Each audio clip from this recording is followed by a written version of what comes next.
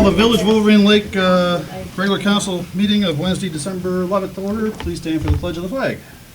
I pledge allegiance to the flag of the United States of America and to the republic for which it stands, one nation, under God, indivisible, with liberty and justice for all. Roll call, please. Scott? Here. George? Here. Singlewitz? Here. Malik? Here. Duff? Here. Dumont? Here. Nedrow? Here. Moving on to additions to business, approval agenda. I'd like to add 9P pre-A would be Linda Heiduck from Senator Runstead's office. Just wanted to make a quick presentation to us. I'd like to add the weed harvester discussion. It comes up in I see it in the water board meeting minutes and also our weekly report the last couple of weeks from our administrator to advise this council as to what all this is transpiring. Okay, we'll make that item I then. Mr. President, Yes, sir. both the Parks and Rec and the Water Management had a lot of stuff on there that seemed to be things that needed to be discussed or talked about. Can we open those two things up when we get to that section? And that would cover Mr. Malik's question too. So you want to pull from consent? Regarding for the minutes?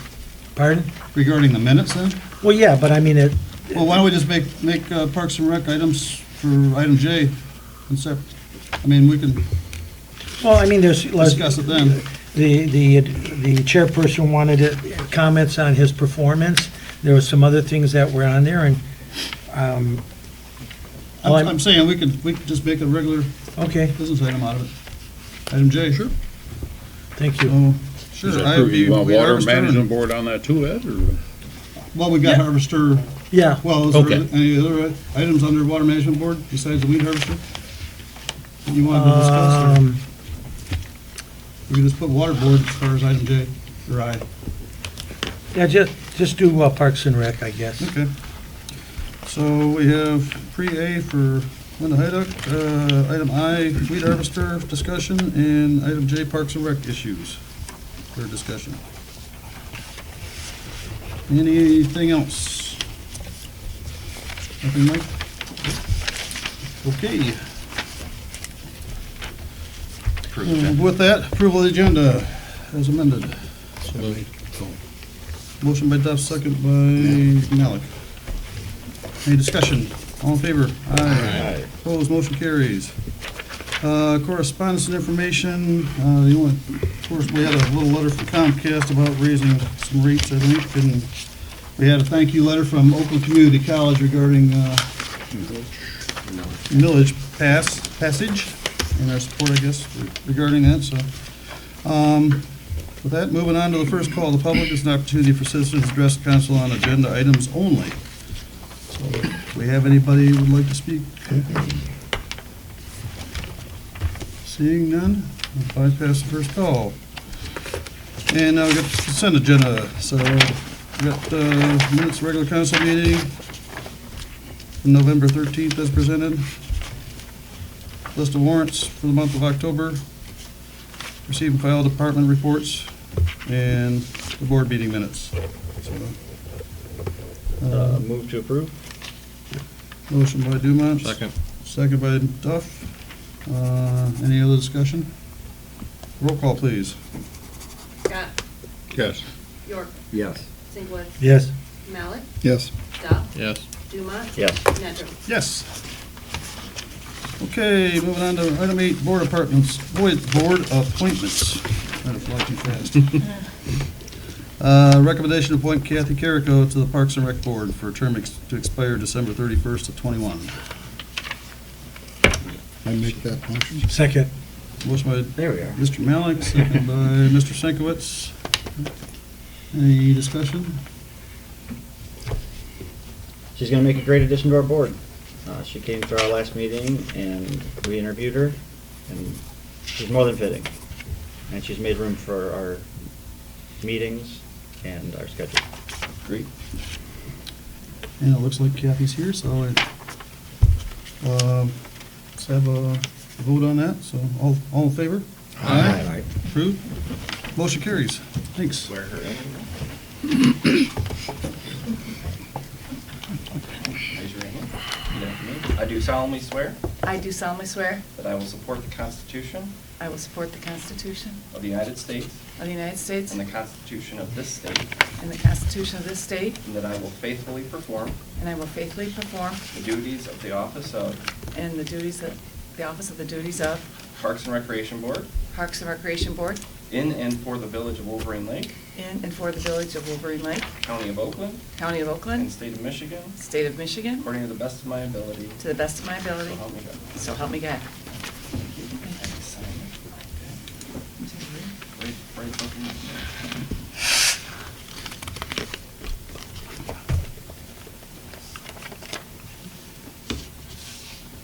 Congratulations. So thank you. Congratulations, Kathy. Welcome, Kathy, Thank and you. thanks for stepping up. Thank you. You're welcome. Thank you. Okay, next we have presentations. So we have Linda Hyduck from Senator Runsted's office. Good evening, ladies and gentlemen, and residents of the Village of Wolverine Lake. I'm just stopping by tonight to see what the Village of Wolverine Lake is up to, what you're working on, and to remind everybody that our office is here to assist. A lot of people are surprised when they find out that we help individual constituents. We help individual people sort through problems.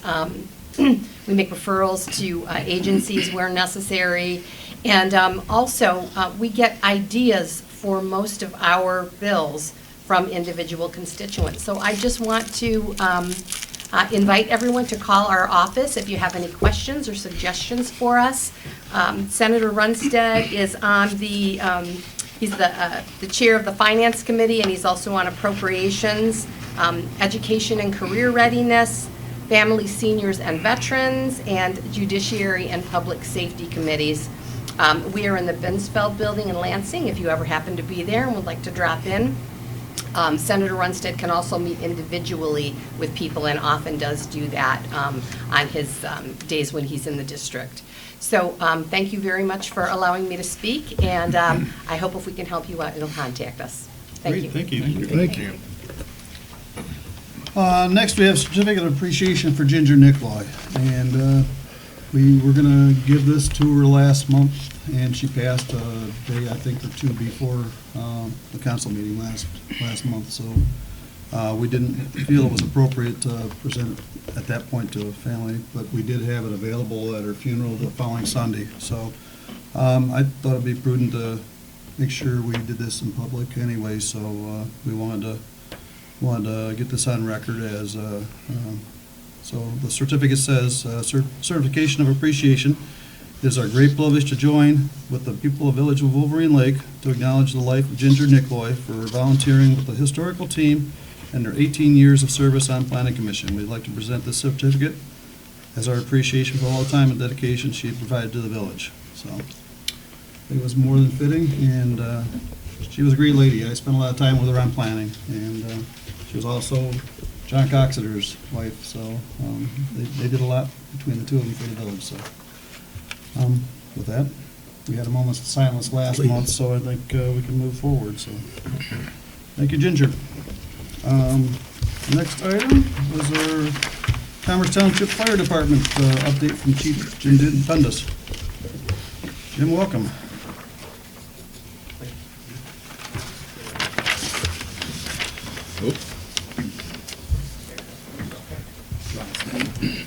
Thank you for having me. Okay. Thank you for having me. My name is Jim Dundas, and I'm the Commerce Township Fire Chief. I've been with Commerce Township now for just a little over 2.5 years. I have many times meant to come to your meetings and introduce myself and speak to you about the fire department and what's going on and where we're going with the fire department. I've had some dealings with Mr. Smith, and we've talked several times about coming and giving you this report. Typically, my conflict is that the fire department trains 2 times a month, where I bring the entire fire department together and the second Wednesday of the month is one of those nights, unfortunately. So that's the reason why you're only just now seeing me after 2.5 years of me being the fire chief here. A little about myself before I start. I am a Commerce Township resident. I've lived in Commerce Township 23 years. Both my kids went to Walled Lake Central. My daughter's a senior graduating this year. My son is in his junior year at Oakland University, and like I said, they both went to Walled Lake Central. I spent 27 years with the Southfield Fire Department, and I retired there just a hair early as their fire marshal there, which is really like the number 2 position in the fire department in Southfield. And I was lucky enough to find the opening here in Commerce, and that's what enticed me to retire a few months early and become the chief in my hometown. So like I said, I'm very proud and happy to be here. I did put a business card in front of each one of you. On that business card is not only my email address and my office number, but my cell phone number as well. So I give my cell phone number out to everybody I meet, and that's a part of my job, is to answer that phone. And certainly if there's anything I can ever do for you or any questions I can answer for you, I would encourage you to call me, whether it's at night or on weekends and stuff. They pay for my phone, and I feel like it's my job to answer that. So everybody I meet, I give that number to. So with that in mind, I just have a few pictures that I wanted to bring with you and share with you a few things in terms of what's going on with the fire department in Commerce. So a few numbers for you. Annually, we go on about 3,100 emergency calls. Those numbers are steadily increasing for us, although it looks to me like this year our numbers are down a little bit for Wolverine Lake, and that's probably good news for you folks as much as it is for me. 80% of what the fire department does is EMS related. Only about 20% of what we do has anything to do with actually fighting fires, and that's also a good thing. Our ISO rating is 4, and that's just on a 1 to 10 scale, and the lower the number, the better. When I first became chief, our ISO rating was a 5, and last year it was reduced to a 4. Since then, we've made enough improvements where the next time we get evaluated, I'm confident that number will go down again. In our jurisdiction, both Commerce and Wolverine Lake, there's only about 40% fire hydrants. So all of the firefighters in Commerce do things that I never had to do working in the city of Southfield, is that we do draft water. We'll suck water out of the lakes to extinguish fires, and we have a tanker that we shuttle water back and forth as well. And so those were things in my 27-year career in Southfield that I never had to do once. I said, what is this stuff? And the guy showed me how to use it. And so even our rookiest of rookies train very much on how to get water to the fire, and that's an important concept for us. In terms of the fire department, in terms of our manpower and the size of our department right now, when I first became the chief in Commerce, we only had 15 firefighters that ran on emergency calls. In terms of full-time career firefighters, we also have paid-on-call firefighters as well, so it's a combination system that way. But that number has grown to 24 currently, and I'm on the verge of next month I'll be adding 10 more additional full-time career firefighters. I had some benefit of a SAFER grant. So a SAFER grant is a federal grant that's used to stimulate manpower to provide emergency service. And so we were successful this year in being awarded a $1.3 million SAFER grant. And that allowed me to hire 8 firefighters in addition to replacing 2 vacancies that I had. So we're putting on 10 new firefighters. I just went through interviewing over 40 candidates for those firefighter positions, and it was very competitive. We had some really good people, and unfortunately I only had 10 spots because I wish I had more, because there were some really good applicants and really good candidates there. So in terms of the paid-on-call firefighters, so our system, it's not a volunteer system. Our guys do get paid, the part-timers do get paid. They get paid per hour based upon their response to runs. They also get paid when they come in for training. The training that the paid-on-call firefighters get is exactly the same as the full-time firefighters get. They're equally qualified. I'm always hiring paid-on-call firemen. So if you guys know anybody that's interested in being a firefighter, we will send them to the fire academy. We'll send them to an EMT class, and we pay for that. They have to have a clean record and be able to pass an agility test and a physical in order to do that. But we take people in all ages and walks of life, from people just getting out of high school that are not sure they want to go to college, and we'll pay for their fire academy and get them on board there. And that's typically a career path to them if this is what they want to do. So that number 16 currently that we have in paid on-call firefighters, I'm actually budgeted for 30, and there's a difficulty in finding people that want to be part-time workers, and so that's the reason that number fluctuates for me a lot. I've been as high as in the mid-20s, and then I've been as low as 14 at one point too. So there's a lot of reasons why we get turnover, but they're part-time people, and not very many of them stay for a really long time, although I do have 2 firefighters that have been here over 20 years as paid on call, one that's been here 25 and one that's been here 22. So the paid on call thing is always changing. We rely on the paid on call as additional manpower for when we do have large runs, but they also respond with us on even the routine calls and such. So our average response time in our entire jurisdiction is about 6 minutes, although to Wolverine Lake it's probably a little quicker because we're just not too far away from you with our headquarters station there. And I talked about the SAFER grant. And like I said, that SAFER grant was something that's going to provide us with additional firefighters. And although the grant funding only lasts 3 years, the SAD that we passed last year was designed to retain all of those positions. So even if we weren't successful with that grant, we were still going to hire this additional support and manpower. It's just allowed us to do it quicker and provide a better service much sooner than we originally planned for. So. Talk a little bit about our stations and equipment. As you probably know, we have 4 fire stations in Commerce. And so there's basically one in each corner of the township. And you know, each of them houses a fire engine, of course, and those trucks go on all the fire calls. We also have currently 3 ambulances. 3 out of the 4 station has an ambulance in it.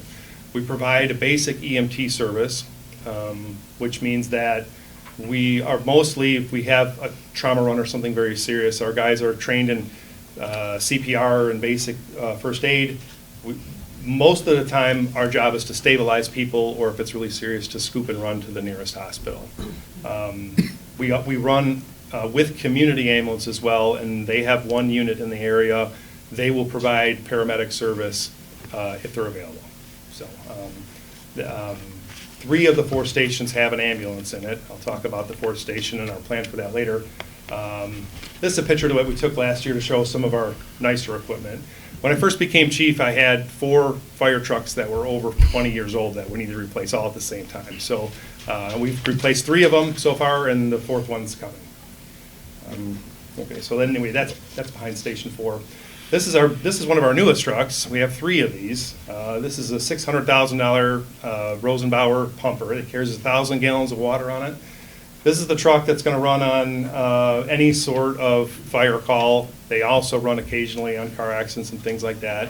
We'll use these vehicles for safety when there's an accident on the roadway. Sometimes we use them to block traffic to provide a safer area for the police and firefighters to work together. But we're really proud of these trucks. Like I said, these trucks were custom made and specifically designed for Commerce and Wolverine Lake, and very modern. We've got the nice flag on the front grille and everything. So all firefighters are patriotic Americans and are very happy to display the flag. So. These are some of my guys. This was actually at Multi-Lakes last year, and we did a demonstration of truck extrication. That vehicle behind there is a heavy rescue truck. So that runs out of Station 3. That's the one on Welsh Road. And like I said, these guys are a combination of full-time and paid-on-call firefighters. That's me on the left, by the way. That's me. So just want to show you I actually do this a little bit. This is one of the newer pieces of equipment we have. We've had this for 2 years. When I first got here, I looked at the map of Commerce and Wolverine Lake, and one of the things that jumps out at you when you look at our map is there's a lot of blue on that map. And so there's not very many high-rise buildings. There's not a whole lot of hazardous materials in Commerce and Wolverine Lake, but the one target hazard that we do have is we have a lot of lakes, and we have a lot of sports lakes and potential dangers on that lake. So I asked the firefighters that I work with if they had any training or equipment, or what we do if we get an emergency on the lake. And what they said is, well, Chief, we do the best we can, and we try to commandeer someone's boat. You know, so these guys got really good at borrowing equipment and hoping that if they had an emergency on the lake, they could wave down a pontoon boat and the driver would be sober enough to help us get out there into the lake. So I said, well, that's not a very good plan, you know? So I got support from the Commerce Township Board to buy a boat. And what we actually bought 2 boats. We got a boat package, so it's a 23-foot trailer. And on the bottom is this flat bottom boat. The front of that boat has a rescue platform on it, and we've done a lot of training on how to deploy this boat. The second part of that trailer is that we also have an inflatable Zodiac type boat. And that boat we can deploy without any launch. So when people call for an emergency on the water, typically they call from their home address. So that's not necessarily where the boat launch is or where we need to get to. So with 2 people, I can put that inflatable Zodiac boat in, and it has a pretty strong motor on it, and we can get someone out on the water to help somebody that could potentially be hurt or drowning right away. And then, like I said, if we had a more serious rescue, then we could deploy the 16-foot flat bottom rescue boat. And that's what it looks like. And there's us on Wolverine Lake. That's not this 4th of July, but the one before there. And that was our kind of maiden voyage. We put it out on Wolverine Lake and got a lot of good PR from it. And the guys, it's actually kind of a nice detail for my guys. They get a little bit of overtime for being out on the boat and watching fireworks. And they can't drink any beer when they're out there. Oh, and that's the only time I let them wear shorts, by the way. That's the only time. So anyway, that was a big improvement for us, is that we now have a trailer and a couple of rescue boats. It takes a lot of training, by the way, to get firefighters to understand how to use boats. Okay, it's not just about how to rescue people from water, but you got to teach people that have never had a trailer on a boat how to back that up and deploy that. And it's got a long wheelbase, so it's a little challenging to get rookie firefighters to understand how to get that boat in the water and get it deployed quickly, and then understand after that how to not only pilot it but rescue people out of the water as well. We do have specialty equipment at each fire station besides the engines and the ambulances that we talked about. We actually call the ambulances medic trucks. That's just the lingo that our guys use. I talked about the boats. That truck that you see right there, that's a 100-foot aerial tower that we use. It has a bucket on it. We only have one of those, and it's at the Glengarry station up here. We do put the flag out on 9/11. That's from last September. We put that flag out. We also put the flag out occasionally for different special occasions, things at the schools. We put it up for football games sometimes when they have tribute games for, especially for the military night. We run a tanker, like I talked about. Only 40% of Commerce and Wolverine Lake has hydrants in them, so we need that tanker. It carries 3,500 gallons of water, and we can dump that in like a portable swimming pool where the guys can draft water out of it, and then they can shuttle water back and forth. So that's the way we get water to it without hydrants. The truck I showed you in the slide before was the heavy rescue truck, and that, like I said, that truck was designed specifically for Station 3, which is the station closest to M5. Because of the traffic and the accidents we have there, that's the truck that has hydraulic tools on it and jaws of life and things like that. So, and then we also have a brush truck, so that's if we have any fires that are off-road, brush fires, fires in the woods and things like that. So it's basically a pickup that we've outfitted with some foam and water and chainsaws and things like that, so that we can get off-road if we have to get back in the woods to fight a fire. That's some of the specialty equipment that we have anyway. Station 3 project. Okay, so this is a picture of Station 3. That's the station on Welsh Road between Pontiac Trail and Oakley Park. That's actually only about 2 blocks from my house, so it's right near where I live. That station is over 50 years old, and we also, that was a part of the millage, the SAD from last year, is that we're planning on demolishing this station and rebuilding a new station right there.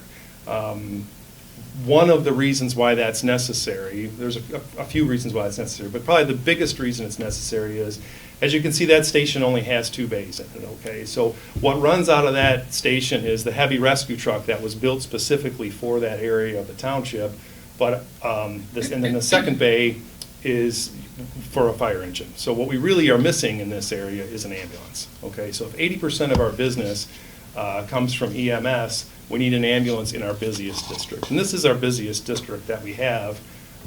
We've put some new senior facilities recently in this area. It's about 1/3 of the run volume that we have, and the majority of the traffic congestion is in this area as well. There's also a plan for an outdoor mall, as you may be aware of, there at the roundabout at the end of M5 coming. So there's a lot of development and improvements and a lot more residential construction going there. So the fact that this is already our busiest station and it projects to be a little much busier later means that we should have built a new station years ago and we're fixing it now. So we need an ambulance in there yesterday and we're going to get it in there probably next year.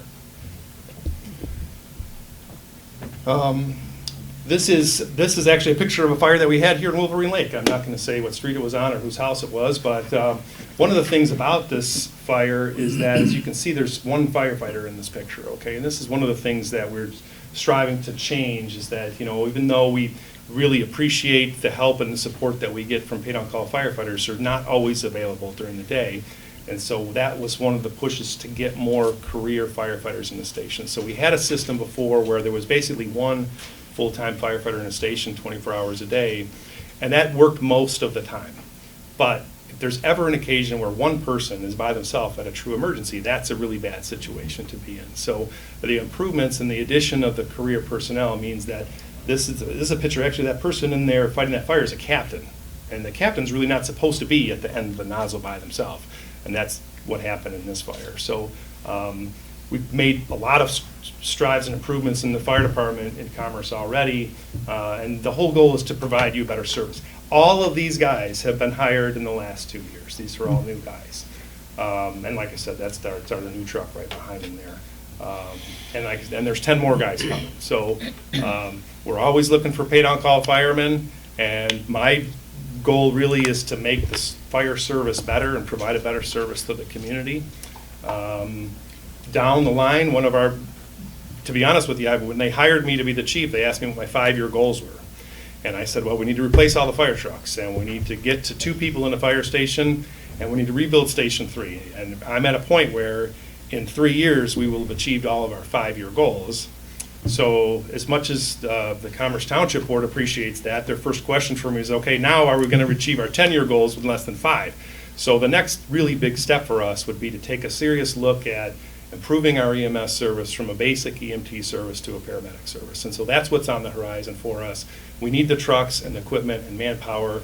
It takes a lot of training and education to get people to be a paramedic, and that's the direction that our department is going right there. So those were pretty much the things that I wanted to say today. I'm happy to answer any questions that any of you have, or if anybody has anything they want to say or ask me any questions, I'm happy to answer them. Yeah, I'm happy to hear that we have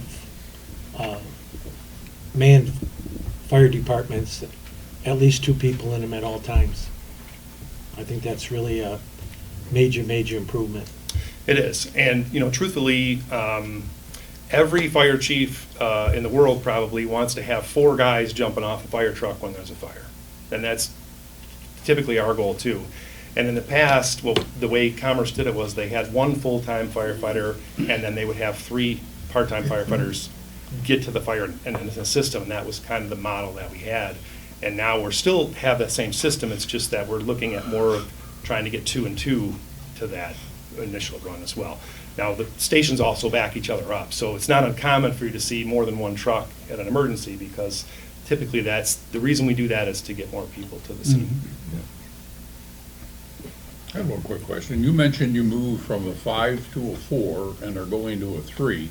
Well, Wasn't that's that a quality measurement? Is that what that was? Or? Well, it has to do, there's a lot of things that go into your ISO rating, okay? Oh, okay. And that has to do with ISO, your I missed insurance that. rate, your insurance rates, Right. okay? So some of the things that go into it have to do with manpower and equipment, training is a part of what they evaluate there, and water supply. So there's some of those things I can improve, and some of those things I can't really improve. Like I said, the thing with not having hydrants, if we had hydrants on every street corner, then that number would go down too, even if I did nothing with the fire department. So there's a lot of things that they evaluate. Some things I think are fair, and some things are unfair, but certainly the adding newer equipment and more people is going to be an improvement on that side.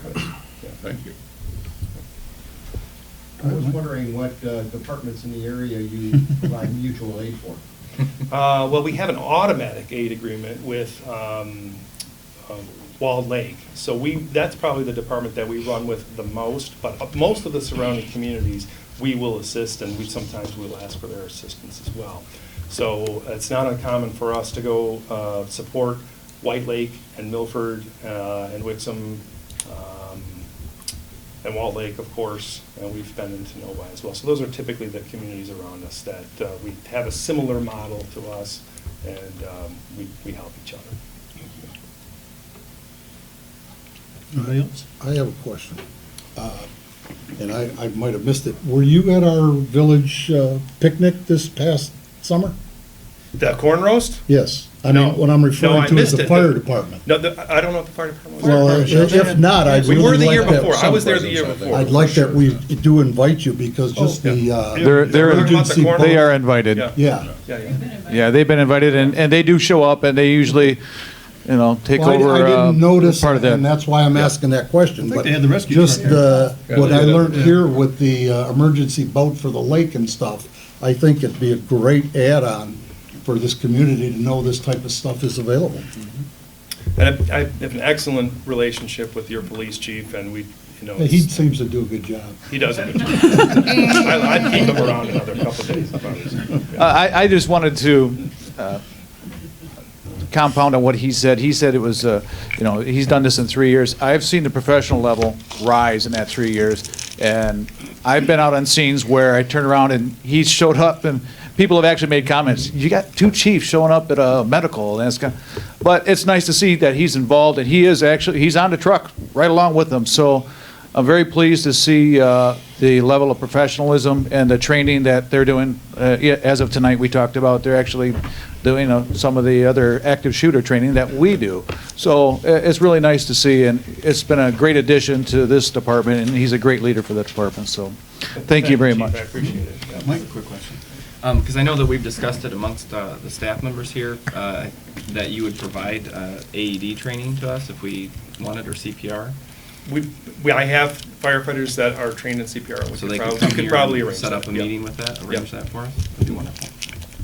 Great. Anybody else? Well, thank you very much for your Thank you presentation. You're very welcome. I'll tell you what, it sounds like you've been Excellent to doing meet a all great of you. job. Really have. Like I said, please feel free to call me if you have any questions after or anything down the line.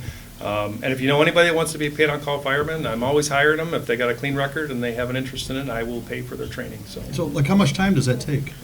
Not necessarily for the training, but I mean, it's part-time, so, To There get might the be training, how much interest time does it with- take? well, no, I mean, I'm saying on a regular basis, so, is it 10 hours a week? Well, they have to meet a quota, so once Okay. once a firefighter gets through his fire academy and his EMT class, they have a certain minimum number of runs that they have to be on to be involved in the fire Okay. department. Typically, for a rookie fireman, it's about 35 calls per month that they have to make, which is about just maybe a little over 10% of the calls that we go on. And then as they get more time on, their quota restrictions drop a little bit, so if they get more time on, they are required to make less runs. They're required to make a percentage of training and be involved in some of our events. We have an annual open house as well, and so everybody's required to be there for that. Thank you again for the. Thanks so much. When you helped with the Phragmite burn that we. Oh, yeah. Well, I'm sorry I couldn't have helped you more. Yeah. I know there's some cost to that, but. Yeah, we understand. Yeah. Yeah. Thanks Thank again. you. Okay, great to meet you folks. Thank you. Okay, now we have, next presentation is lake treatment presentation by Paul Osler from Progressive A&E. He's our limnologist from the lake. All right, thanks for having me, appreciate it. For those that don't know me, my name is Paul Hausler. I'm a senior scientist at Progressive A&E. We're a lake management consultant that works with about 80 lake communities in the state of Michigan. And we've been working with Wolverine Lake since 2013, I believe. Yep. Oh, wow. Around there. And so typically in a typical year, we start doing plant surveys of the lake in May. And we go out there about every 3 to 4 weeks to check on how things are progressing in the management of primarily invasive plants. But we also look at nuisance conditions of either native plants or algae that might crop up from time to time. We get feedback from lake residents primarily through Michael, but also through some of the other water board members that usually present to the water board a couple times a year. We also prepare reports at the end of the year, and I'm going to kind of go over those right now. Also, I wanted to mention before I forget it, I had a meeting today with the Michigan Inland Lake Partnership in Lansing, and met with Joe Lattimore, who's head of MSU Extension for aquatics, and she handed these to me, and I think some of the water board members have taken this course before. It's Lake Introduction to Lakes. It's specifically geared towards either public officials or lake residents.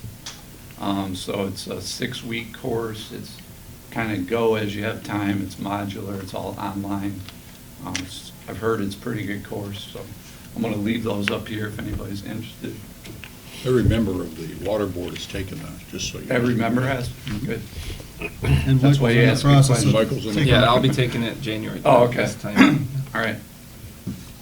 All right, so I got 2 reports here. One is water quality. I apologize for my voice. I'm kind of starting to get a little tickle in my throat, so I'm not coming down with something. Could also be that's my 3rd meeting today, so. So the water quality report I'll start with first. These reports, by the way, are posted on the website. I think both of them are out there now. Yeah, I haven't posted this one yet. Oh, okay, so the water quality one will be posted. So the first page is basically a discussion of overall water quality and how limnologists are that's the science of the study of freshwater lakes. So it's kind of similar to like a marine biologist, but it's with freshwater lakes. And so lakes are classified in several ways, but the primary classification is by the amount of nutrients they have in them, so the amount of nutrients that are available for plant growth and also for the animals that eat the plants. So the primary productivity is in the plants, and then some of the smaller animals eat the plants, primarily fish, and then the larger carnivorous fish eat the smaller fish. So it's basically the food chain, so it's driven by the amount of nutrients that are in the water. So if you have less nutrients in general, you're going to have less plant growth and less fish. You'll have fish, but they grow slower than lakes that are highly productive. In Michigan, about 52% of the lakes in Michigan are mesotrophic. So there's 3 categories: oligotrophic, mesotrophic, and eutrophic. Oligotrophic have the least amount of nutrients in them, and eutrophic have the most. So there's a discussion on a better descriptor of that in here. So mesotrophic is kind of midway between those. Typically, mesotrophic lakes are fairly clear, but they have a fair amount of rooted plant growth on them. So Wolverine Lake, generally from our water quality analysis, has fallen into the mesotrophic category. So it's, if you want to say, it's kind of an average lake for Michigan. So on page 2, it again goes into how we sample, and we do 2 samplings a year, one in the spring. And typically, it's when we get to page 4, it discusses about the seasonality of lakes and how the water quality changes over that season based on the temperature of the water, and how it can create a kind of a layering effect. They call it thermal stratification. That typically occurs in June, where the lake starts to warm up and the surface water, it warms from the surface down.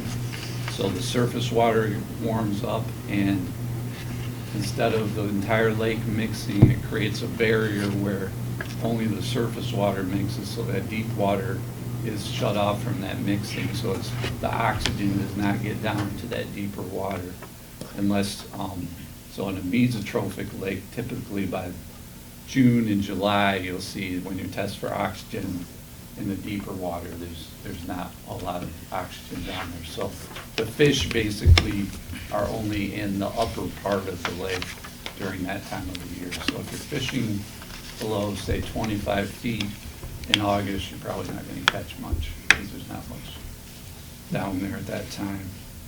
So Michigan has come up with,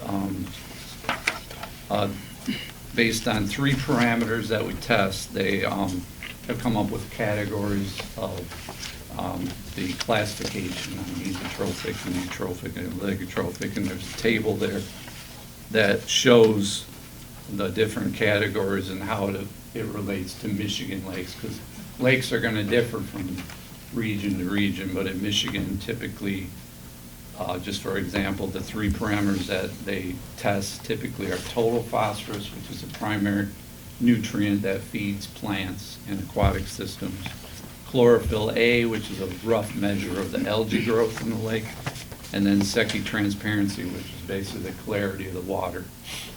So an oligotrophic lake would typically have phosphorus levels of less than 1 part per billion, or less than 10 parts per billion, rather. I have a chlorophyll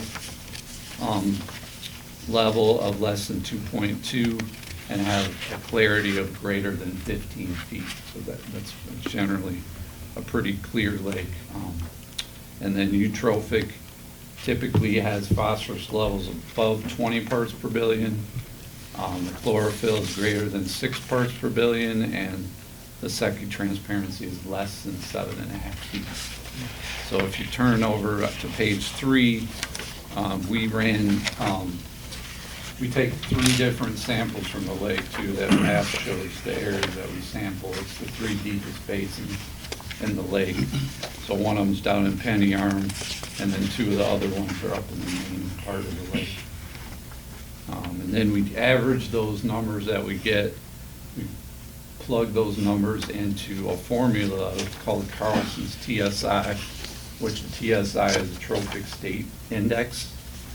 And so, again, that does the calculations for you based on these water quality parameters.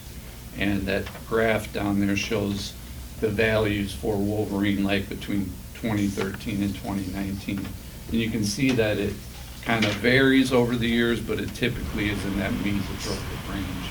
There was one year that it went to ligotrophic, and then this past year it just barely went into eutrophic. So, but overall, it's in the mesotrophic range. And then, Oh, I'm sorry, go ahead. I was going to say, on that graph, since we're concentrating, or at least I am on that graph at this point, I guess I had really 2 questions for you. This is an overall graph showing the lake in total, not any Right. specific area. Right. Do you have any kind of information in specific areas, like the Penny Lake Arm as compared to the main arm, and et cetera? Yeah, we do have that data. So if you're interested in that data, we can provide that. Okay.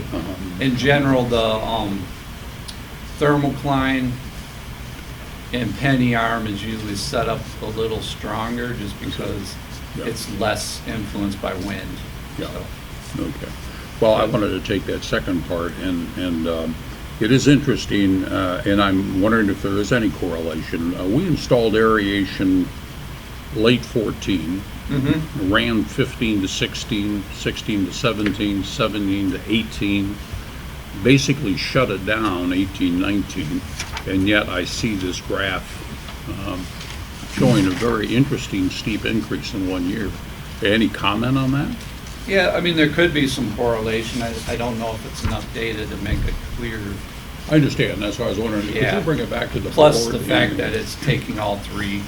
I Yeah. mean, if we could probably look at Penny Arm in particular, run the same analysis on Penny Arm. I Might think be it'll- more telling if you're looking at the effects of aeration. Yeah.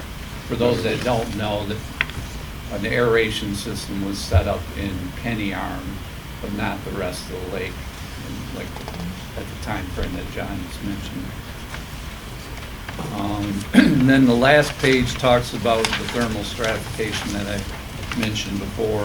One of the things that's important about thermal stratification is too, when later in the season that deeper water is depleted of oxygen, the other thing that happens or occurs is that if you go back to high school chemistry, I don't know if you remember the reduction oxidation equation, but basically there's a binding, cations bind to the sediment. So the cation that we're interested in is phosphorus, which is actually a metal. So phosphorus binds to that sediment, but that's under oxygenated situation. But if the oxygen is reduced or devoid of oxygen entirely, you'll see a release of that binding, so the phosphorus goes back into the water and becomes available for use by plants, and that's called internal recycling.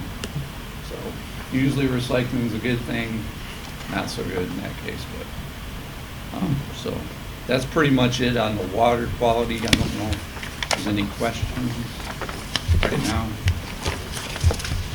Like I said, if you want to look into the report more, it'll be online. Now probably this is what most people are interested in, is aquatic plants. That usually is what people notice on lakes. So me being a biologist, I like aquatic plants, it doesn't bother me. But lake residents tend to have a different attitude for that. So again, as I mentioned before, we're doing periodic surveys of the lake, and the speciation and the growth of plants will change over the summer.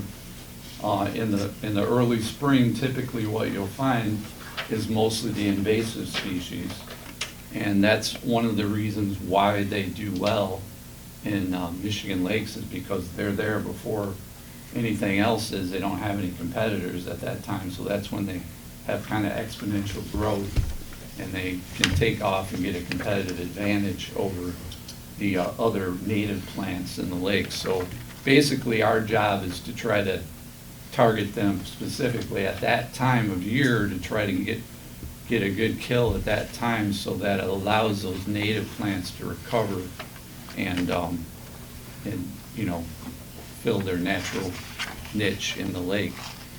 So a lot of this is kind of a discussion about aquatic plants. I'm not going to bore you with all the details, but basically it explains about the ecology of lakes and how plants are important to lakes. Lakes are not swimming pools, and if you want your lake to be a swimming pool, it's cheaper and more effective to just buy a swimming pool. You might comment about the fact that some of our invasive species have evolved into new species. I mean, that's always creates an issue. What John is alluding to is milfoil, which there's native milfoil species and there's exotic milfoil. The primary exotic milfoil is Eurasian milfoil, which by the name did not come from the United States, came from mainly the Caspian Sea area of Eurasia. So it came over in the 1940s to the United States. It's been in Michigan since at least the 1960s, and it's probably in, I would say, about 2/3 of the lakes in Michigan. It's in all 50 states now, so it's been pretty prolific.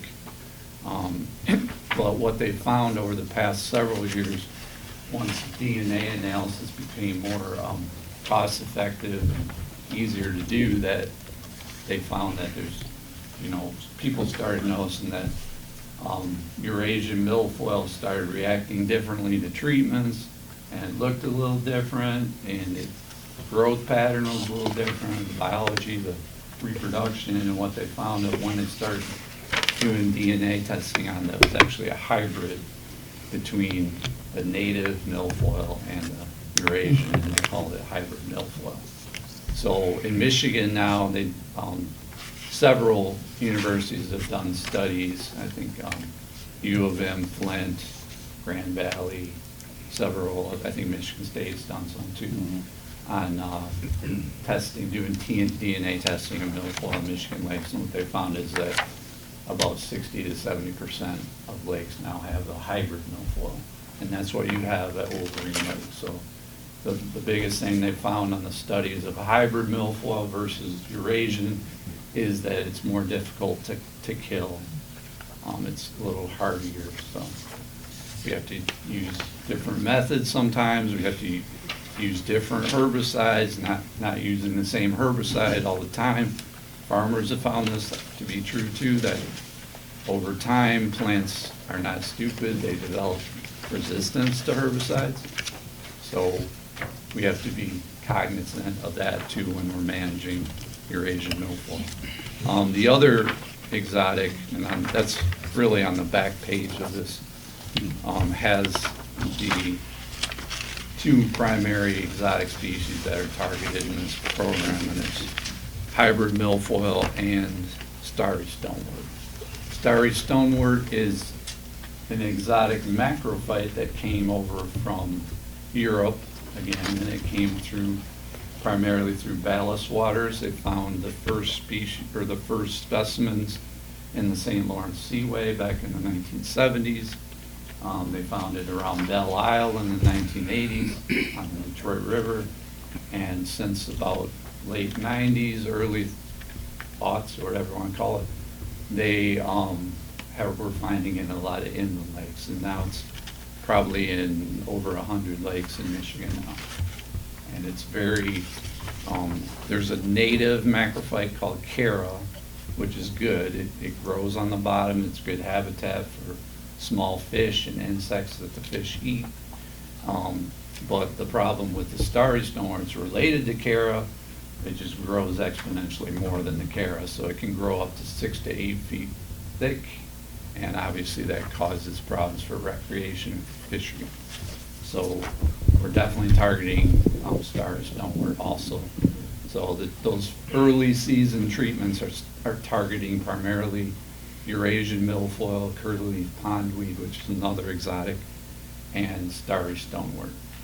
So this report kind of details what was done, how it was done, and then we do it at the end of the season. We do a more in-depth survey, kind of a quantitative and qualitative detailed survey where we divide the lake up into 300-foot sections, do an assessment of each one of those 300-foot sections, take that data and tabulate it. And then, so that's what this table is on page 3. And to make it easier to understand, we made this was at a suggestion of the water board. We had the invasive species in red, so it's a little easier to tell. Those are the ones we're targeting. So you can see that there's 4 total invasives.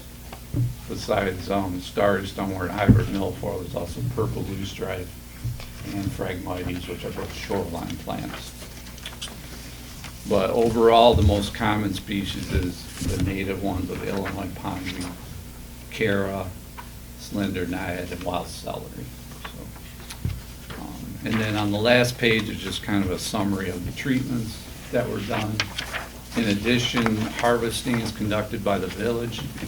So once we get the invasives under control, usually around early June, that's when the harvesting starts. And I also had a sheet on here that kind of summarizes the results in those last surveys, and that top figure there, that top graph, it starts in 2015 through 2019, and I categorized the plants into the 2 primary invasives, which are Eurasian water milfoil, or EWM, and starry stonewort, SSW, and then the green is the native. So the goal is to get more natives and less of the invasives. So you can see over time it has been working, but we're probably going to eventually have to get those natives down a little bit eventually, but or at least get them low enough where they're not causing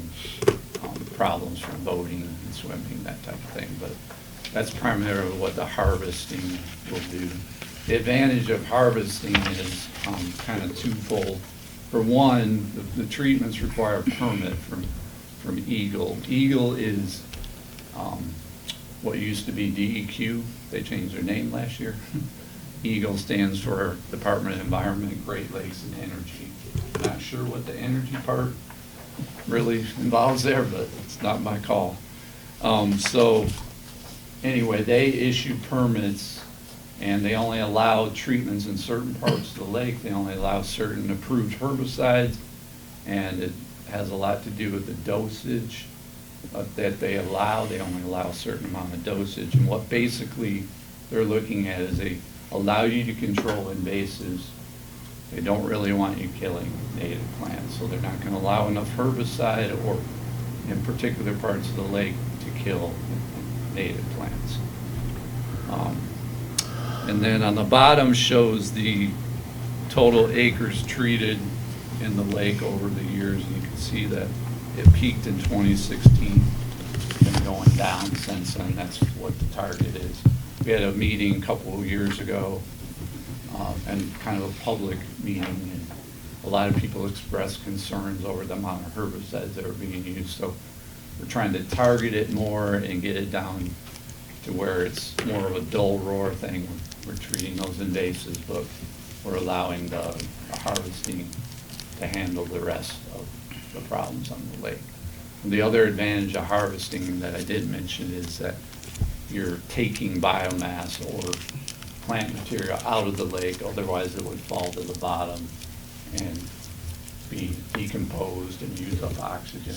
So it's when a lake ages over time, typically that's what happens. The plants start getting more plant growth, plants die, and it kind of speeds up the whole process because as the things that eat up the plant material, the decomposers, use up that oxygen, it increases the speed that a lake ages or increases that aging process. So the harvesting slows that process down over time. Doesn't reverse it, but it does slow it down. The process is more evident in deep holes too. This antioxidant area Yep. where there is no oxygen for them to help. Correct. And there are Fire things that regeneration. decompose even in oxygen. It's just a slower process, yeah. less efficient. Any other questions? I guess I do. Just curious if if you've noticed since 2013, and we've actually been aerating for those 5 years. Mm-hmm. I mean, have you had any indications that aeration has helped Penny Lake Arm? I think it may have helped the algae growth in there. I mean, I'm just anecdotally saying that because I don't have any hard data.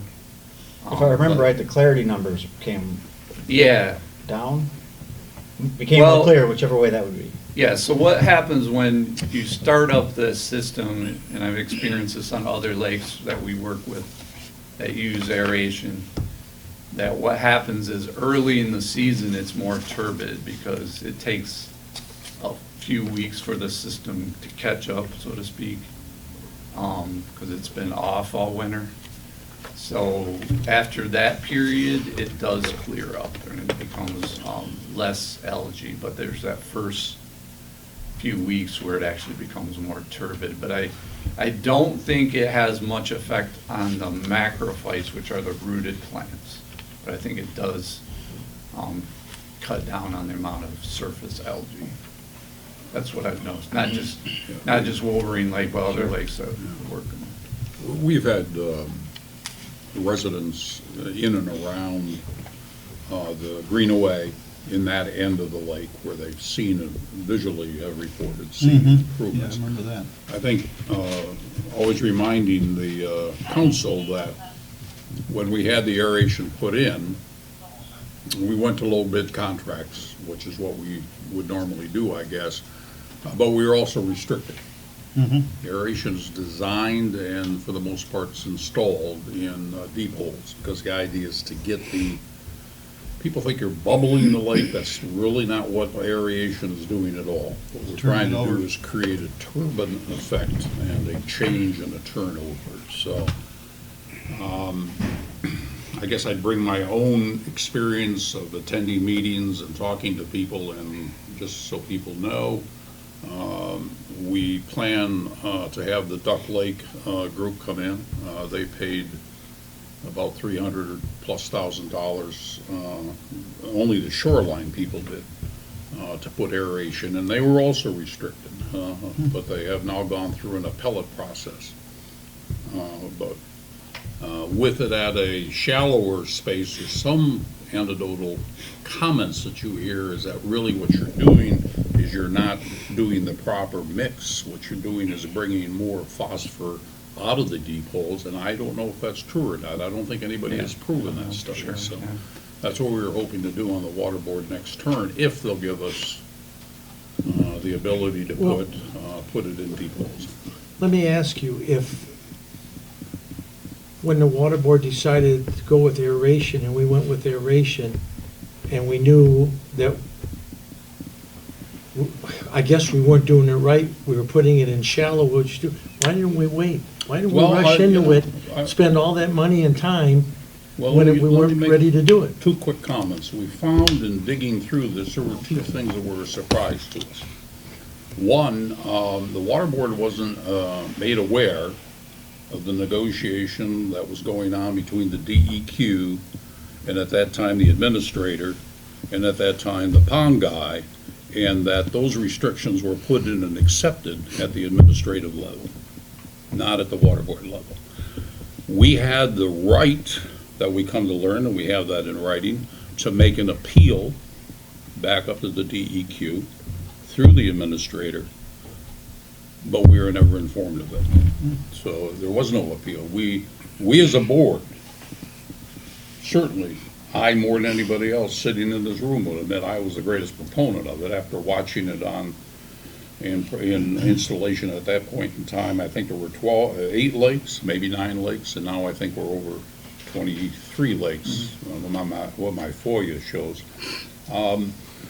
And none of them, well, I shouldn't say that. In the western part of the state, there are deep hole aeration systems.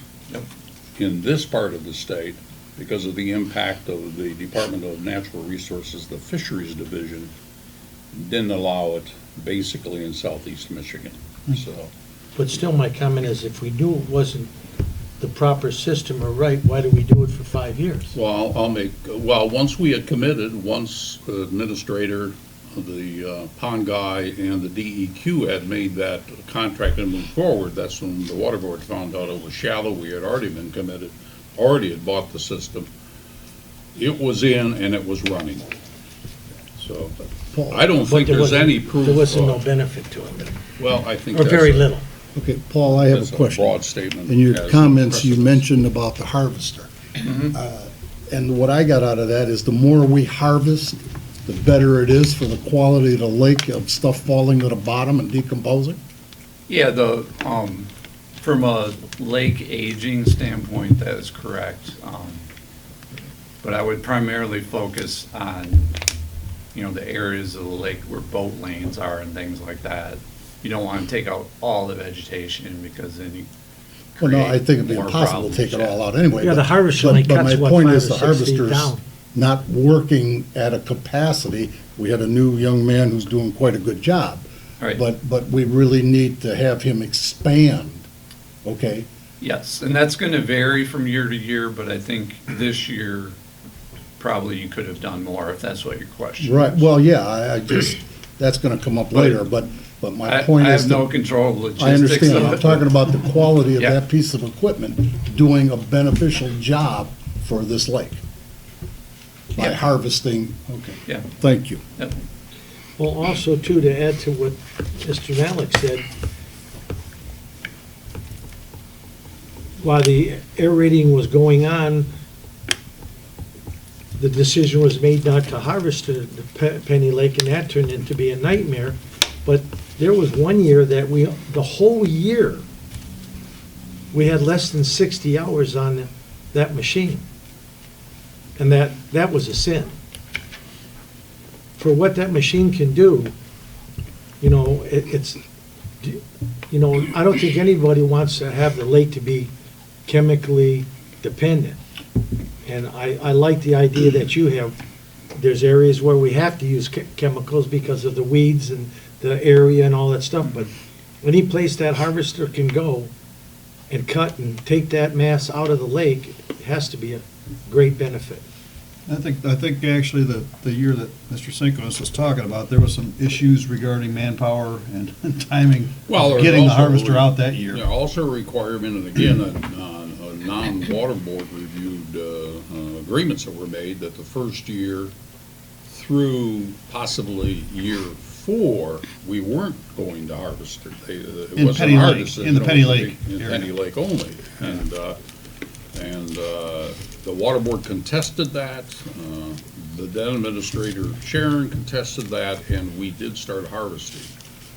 Now, let's see if I'm wrong on this, but my common thing to the new men on the water board and women is to say, if you want to put it in a context or a sequence, think about it in controlling data lines, and I know that's a far stretch.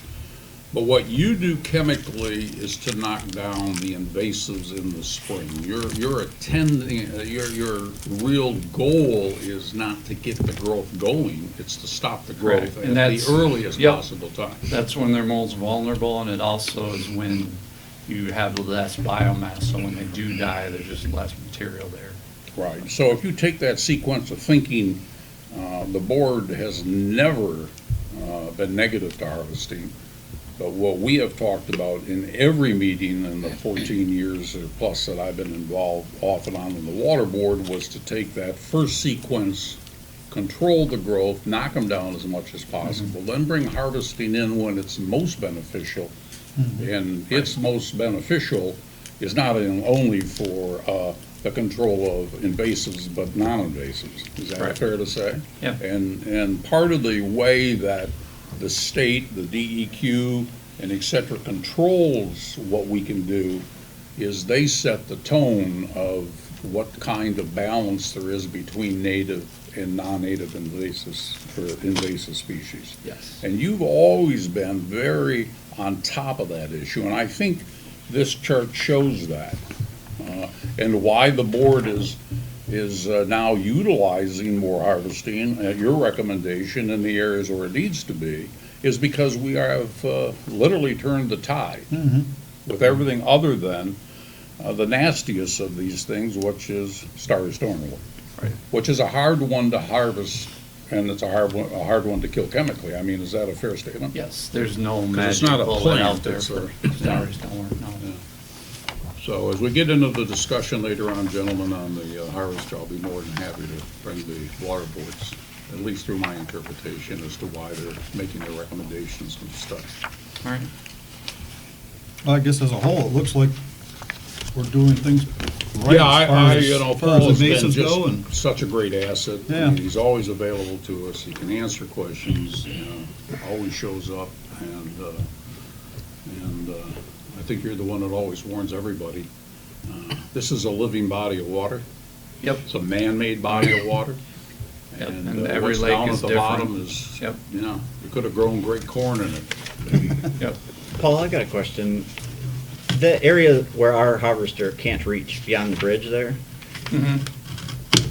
The, Talking about the west end? yeah, the north end, right yeah, up against By Glengarry. the party store. Yep. Mm-hmm, Okay. exactly.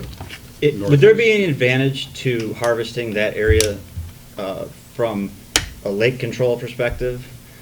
Some of the species in there, I would say, there's areas of it, I wouldn't say as a whole it's that bad, but there are some areas that, What would that improve or change? well, you have less of the native plants coming to the surface. ability to get to the party store, I'm sure. Yeah, I mean, Yeah, other usually than, the- obviously, it would be nice for boating and swimming and things, but Yep. does it affect the ecosystem to cut all that mass out of there, if we had the ability to do that? Not overall, it might have some temporary effects. That's why the eagle, every time I say DEQ, I have to put $1 in the jar. Eagle, the reason, I don't know if I mentioned that, but they don't require a permit for harvesting. So anytime you can do stuff without a permit, good to go. It's a plus. So basically, they did an assessment of it many years ago, their biologists and wildlife people decided that it's not a permanent problem, and it's a temporary thing. So that's why they don't regulate it. They do regulate it, the only thing they really regulate is you cannot go into the sediment at all, then it's considered dredging. It's a whole nother ball of wax. But yes, so it doesn't, in their minds, it doesn't cause permanent issues at all. Thank you. It's a temporary. Does that answer your question? or- Yeah, I know that there's a desire to get a harvester small enough to go over there. And I don't blame them. I don't live on the lake at all. But I know if they're looking out at the rest of the lake, and the majority of the lake is harvested, and it's weed-free-ish. Mhm. But on the other side of that bridge, it's just green to the top of the water come August. Right. And really what I was getting at is just, like, how will it affect the fish? Will it affect the plants in a negative or a positive way? If we cut that Temporarily, out? yes, it will affect the plants. Yep. Yeah. But not the ecosystem as a whole, no. The other thing that I forgot to bring in, which I have out in my truck, and I'll bring it in after I finish my presentation. I just got a bunch of new signs that Eagle came up with, Eagle and DNR, on aquatic invasive species that you put at access sites. Oh, great. And I know you guys have one DNR access site, but I think you guys have other access sites that get used periodically. They're private. Yep. Yeah, so I got a couple signs if you want to view Oh, them. great. I've got more if you need more than that, but I just have 2 with me today. so. I could think of what, maybe 3? Is there 3 access? Yeah, I think Nantucket, I'm trying to think who else has Mallow access. Mallow Beach? Mallow Beach, yeah, Nantucket, Mallow Beach. Yeah, I can bring another one in the spring when I come back. Great. Thank you, I'd Paul. be remiss if I didn't have two things I have to. Okay. The treatment time frame, just so everyone knows, what is the best time? Is it June to September? It's based. Harvesting. Harvesting. Yeah, harvesting, again, it's related to the weather. Okay. This year, again, we had a cold spring, so things were a little slow. But typically, when the water temp hits about 70, that's when the native plants start taking off. Okay. And then the question that I got a lot from residents was, and we've had that discussion, is the timing around holidays Right. with treatments. Is Yep, that it so we seemed like- try to avoid. Yeah, I think they've done a good job with holidays that as this much year. as possible. Yes, they We- Yes, they have. And I think we give notice. We do, and I know typically people several call me, and days, then yeah. they were calling me saying, the treatment happened on July, I don't know what the date was, and they thought they couldn't go in the water, but, yeah. Yeah, So I the thank you swim- for that, to continue The with that swimming process. restriction is just one day, it's the day that they treat. That's Correct. the only restriction on that. Are we placing swimming restriction notices on our road endings? I don't know. They're supposed to put them at all public access points, but if they don't know Can we put them about- at our road endings? Yeah, if you let us know where those are, we can have the applicant do that. It's not a big deal. It's come up a few times. Yeah, I think that's a good idea. I think they put them on the Yeah. access lots. I'm pretty sure they do. Yeah, they do. I've got Yeah, one. the Almost state all of them. requires. They put them on the road access ending by me. Yeah, I was gonna say, there's. I think they they do, cover yeah. pretty good. So they're just missing the ones over by my house. But if you taking them down. could maybe provide a map of those. Take seen one people from do that, another one too. and put it Yeah, at your could be. house. It could be, yeah. We could get you the map. Okay. Yep. Paul, thank you. All right. Thank you. And I think Thank I you. shorted one of the board members. Did you get a copy? I have it in the packet. Oh, okay. Thanks. Thanks much. Thanks again, Paul. Okay, I have to find out where was that. Yeah, Engineer Powell's turn in the ring. So first we have, number 1 is McCoy Algae Pond update. Here we go. I didn't know if you had met, I didn't put that on you, but we met with the contractors out there, so I didn't know. if you Yes, had- we did, and I'll bring that up, certainly. At least the interest of council, Mr. Smith and I met with a number of contractors out at the pond area on McCoy between Killarney and Wiltshire. There has been at least discussion on whether or not and what would be involved in filling that pothole of water. In the historic time, say 5-6 years ago, it really wasn't, there wasn't an advantage, or it wasn't capable of being filled because we didn't have a way to control the storm water that develops in that area. It's the lowest spot between those streets and in that subdivision. Since that time, the DPW has installed a storm sewer system and closed the ditch line along the north shore or the north side of McCoy. That kind of prompted the ability to entertain the possibility of filling in that pond area and creating a lawn area instead of a hole of water. That being said, we had touched base a number of years ago with the property owner, the first home on the east side of Killarney. That pothole or that water kind of encroaches into his yard and up onto his walkout there. They were very excited to even contemplate about having that water eliminated next to their home. Since that time, council kind of backed off that. If you recall, that's when we had a number, all that millings that we were trying to think about getting rid of, and through a number of recommendations, we decided not to put those in that hole. Since that time, however, a couple of their options have come up, and I wanted to share those with you. And Mr. Smith and I have some numbers to be able to share with you, but we could use direction back from council as to whether or not it's something that we should pursue. The village owns 6 lots in there. There are 4 on the Wilkshire Road from McCoy north to the first home. And there are 2 on the Killarney side from McCoy back in on Killarney. The homeowner, the first homeowner there on the east side of the road, owns 2 lots as well that are in the water area, and they own 2 lots with their houses constructed as well. So the previous time that I met with that homeowner, they were willing to donate one of the lots to the village. If the village was going to actually spend money and fill that water area for them and for the village, they totally understood that it'd be nice to have the village get something for that. So one of the 25-foot lots that they own adjacent to the 2 that the village owns on Killarney, they were willing to give that to the village, and the village in turn then would fill their lot that has water next to their home and provide a yard for them. At that time, they had one stipulation, because that was thought that it might be a place for a pocket park. And if public was going to be there, they kind of wanted to isolate their yard from the more public property. So they just wanted a fence line along that property line between the lot that they were going to donate to the village and their own parcel.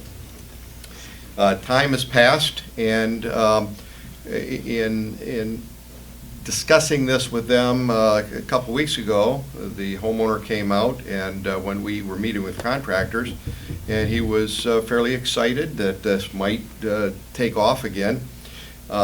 He did iterate that they would be certainly interested in donating one of the lots and having their lot filled in.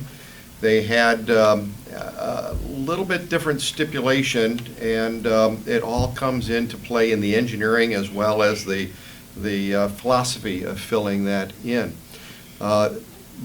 Their idea of the fence wasn't necessarily as critical this time, because it wasn't presented that it wasn't going to be a pocket park, maybe just fill in and eliminate the water. Their biggest issue was they wanted to make sure there would not be a home placed between their home and McCoy. And you can understand they haven't had any visual impact, their homes there to the south, and so it would impact their view out of their home and out of their yard. One of the ideas in benefiting the village was if we could fill those up and sell them as 2 developable parcels, one on each of the streets, we could potentially sell those as buildable parcels and recoup some costs and have a couple productive properties on the property taxes. So that may be a little issue that the council has to take into account, that if they were going to donate one of the lots to the village, then they would like it to be deed restricted, no structures on those properties. From an engineering perspective, and this will all tie together in the costs, there's an issue in placing any fill in that area in a stable enough manner to be able to support the structure that might be on there.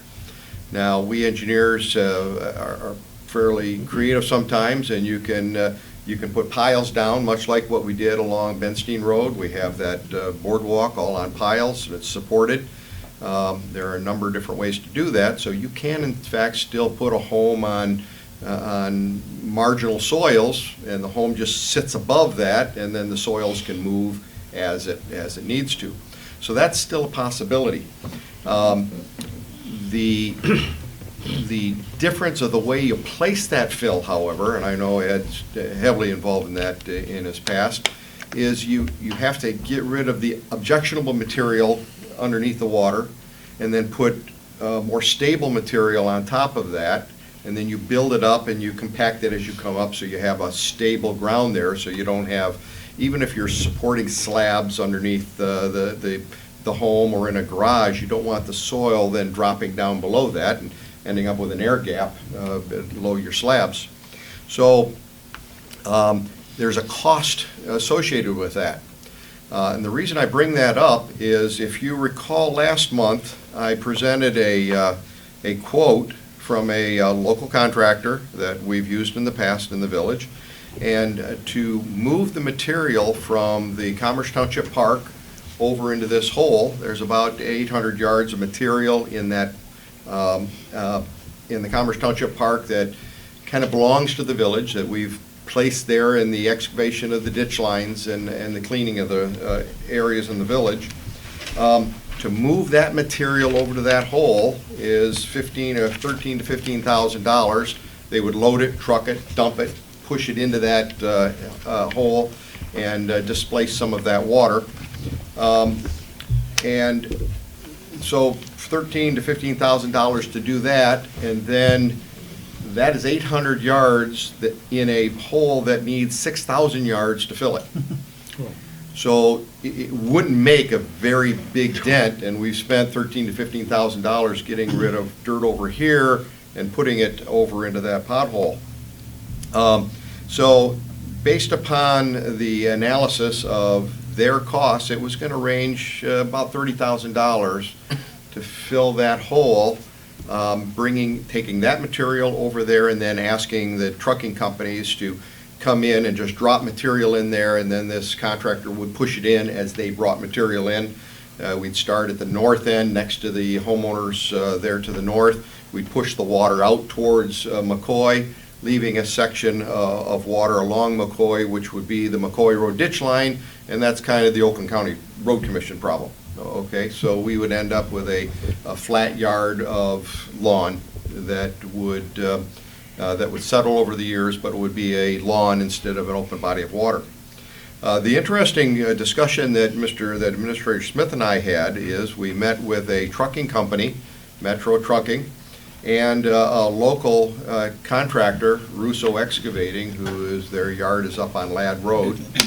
It was a very interesting discussion because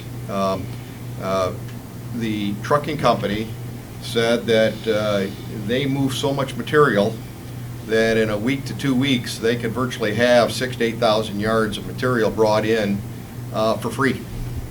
So we wouldn't even have to pay to move that pile of material, and it was $13,000 to $15,000 to do that. So for free we would have enough material to fill that whole area up to about a foot below the elevation of the roads on both sides.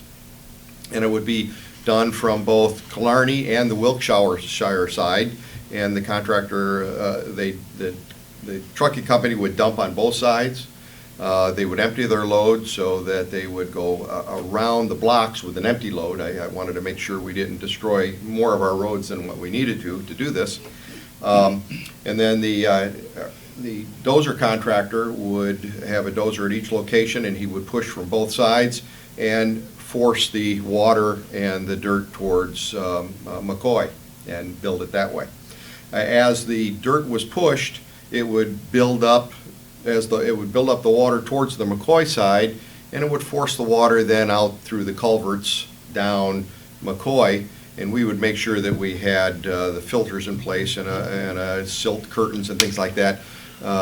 The last thing we want to do is turn the western end of the Lake brown by pushing in muddy water into that storm sewer. So all that would have to be done. But it was a very interesting conversation with these contractors. So in the $12,000 to $15,000, quite frankly, we would have that entire pond filled in over the winter, which would, quite frankly, be the best time to do it because people aren't using the lake, and that pothole could be gone. So there are a number of issues that we could use your input on. Number one, is it something that we should pursue? Are the requests of the property owner adjacent to this? I would never recommend us just doing the village property. We would be isolating a pocket of water between the village property and this home, and it would just be undesirable to have that water pushed against this property owner's house. But they did make it very clear that they did not want a home put between them and McCoy. They were offering one lot, right? They were offering one of their lots, and we would be creating a 25-foot section of lawn on the south side of their property, and then from there, it would be the village property all the way out to McCoy Road right-of-way.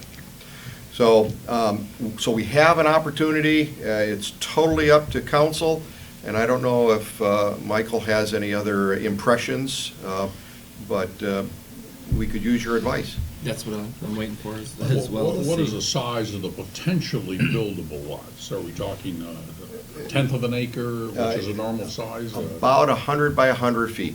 100 by 100. So those homes that front Killarney and Killarney and Wilkshire, we would be building, in reality, just one additional lot on each side of the street, on each side. And still protecting this homeowner so that he would agree to this. No, he doesn't. There'd He only doesn't be want a one house. on the Only Wilkshire one on the side. other side. That is Yeah, you correct. could just do the Wilkshire side, because we own 4 25-foot parcels. That's correct.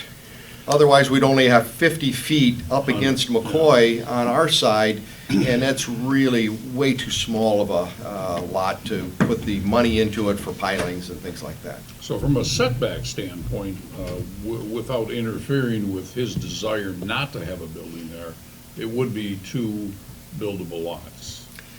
I'm If just he didn't saying, have that stipulation, if there'd that be 2 buildable. stipulation wasn't there. Let me backtrack. 2 lots that could be built on, which is a little different than buildable lots. So I understand. they'd be the size to put a home on, but you'd have to either prepare it properly, which would be substantially more money than what I just suggested, or the home would be built with piles, or a combination of both. And we do have homes on pilings in this Okay. village. anyways. Yes, Yeah, I think absolutely. all of us know that. I have a question. Just out of curiosity, I noticed there's a couple other places in our packet that we didn't have this information in our packet. Did you There was just get? nothing, it was Oh, we just- just got No, it this today? was, Just a Okay. discussion. Yes. All Let right, me ask, oh, go ahead, Ed, I'm sorry, finish. My point is, apparently, we haven't done a soil boring or anything in there. Do we know how deep the water is and how much crap is at the bottom, sediment? We do not. Obviously, the soil borings would be helpful if we were intending to put a buildable lot and put the material in a certain way. The concept here would be to just eliminate water. And you would do that by piling the sand or the material up and then pushing it in, surcharging it towards McCoy Road.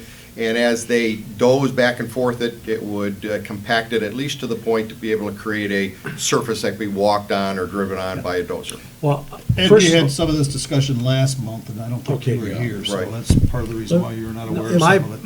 my opinion is that if we're gonna make that look 10,000 times better than it is, and we're gonna fill this all in, and the only people that are paying for it is the village, that guy has no leg to stand on, and I don't want a house over there.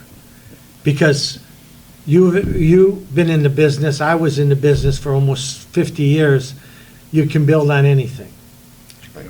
And if there are ways to get that bottom out without dredging it, but basically fill it in so it's not dangerous, Yep. it's safe.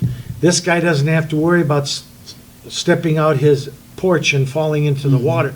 but I don't think that we give him anything that says that we're not gonna, someday, somebody might wanna build on it. Those are two lots, not only, as you had mentioned, can recuperate some of our money, and we have two more taxpayers in our community. I agree with you, Ed. I don't If think we that go that's a ahead fair and approach that request. homeowner, Or he just keeps the lot.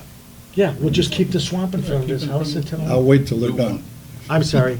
If we approach that homeowner and offer to fill his two lots, let him keep them, do we still have enough to go towards McCoy to build a house?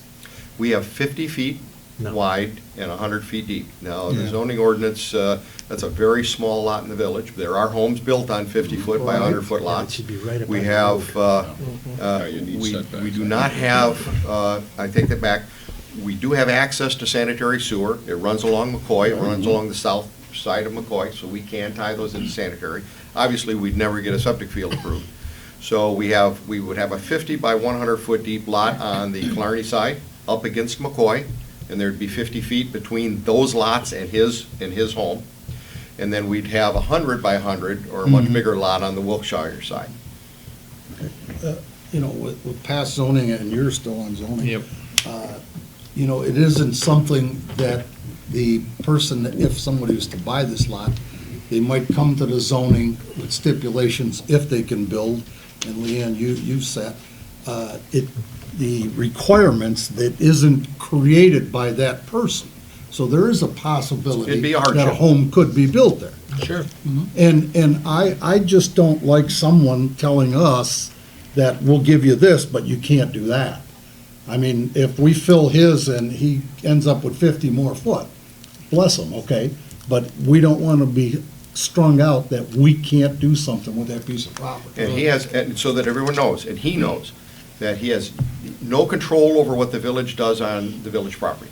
It was just that if he was going to donate an additional 25-foot lot, his stipulation would be that he wouldn't like a home It's not a hardship, I'm there. sorry. So that would be the cost that the council When you, needs to when you consider. spoke with this person, if he had two choices, would he rather have the house or the mosquito factory next to it, built next to it? I think he was very clear, he would rather have the water left there. Okay. You'd rather have the water left there? Yes. Well, Split that. We made it, we asked it we point get his blank. wish. It's still not a hardship. You're You're still talking purchasing about a enough lot. property to put a house on. That's The only Well, other don't call thought it I a had is that, hardship. okay, we got McCoy, east and west, and then you had, what are the two streets? Clarney on the west side and Wilkshire on the east side. So, could you fill in Killarney and get two lots? Well, Clarney's the one, yes, Yeah. we have. Well, you get one, two you get lots. one lot, Well, you get one lot to One. build. one nice sized lot. Well, Right.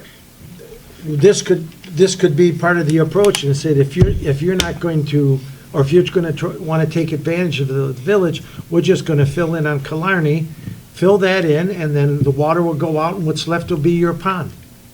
We have a lot of options. I would, Yeah. as the engineer for the village, I would have a hard time leaving a pond of water between our lots that we Yeah. would be filling and his home, not only in stabilizing, because you can't just fill right up to a property line, unless we did some seawalls, we could put No. a seawall in, but otherwise, it just wouldn't make sense to do But that. what my suggestion would be is that we're not rushed anything. When that ice is over, let's make an effort to get some information out of that. How much crap is at the bottom? That would And be how helpful. deep it is. Work off the ice. In fact, I know we're gonna try to find those hidden fish things through the ice, because we sure couldn't find it in a boat. But there is a way, and I don't know, depending on what we have, and I've seen it done where they go in and they actually take the water that's there and blow it underneath. While you're putting in the fill, you agitate it.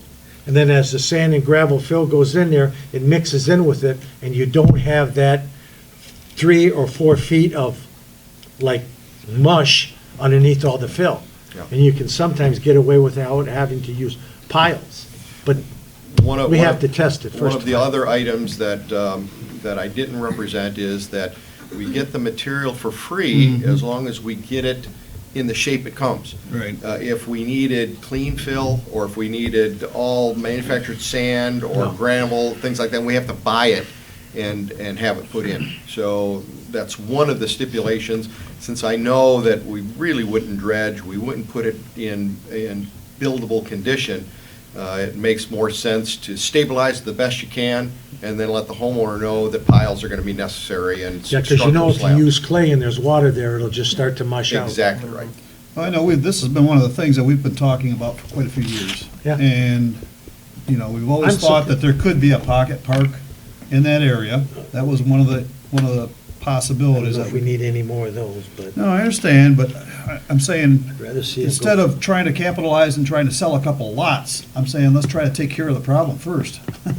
I mean, Now, get I'm the surprised hole that he's filled. being, with all that water, like, you know, inches from his, going into his Yeah, it's real family close to his room, house. that he's, well, we'll see, we'll maybe have to sit down and talk with him. We have the opportunity to do it this winter, or really, the time frame is up to council. There's no pressure on anybody. I don't see It's just any hurry. available for this winter, and we could bring you back additional prices, or quite frankly, we could continue the negotiations with the neighbor and have a lot signed over with deed restrictions or not. That's totally up to council.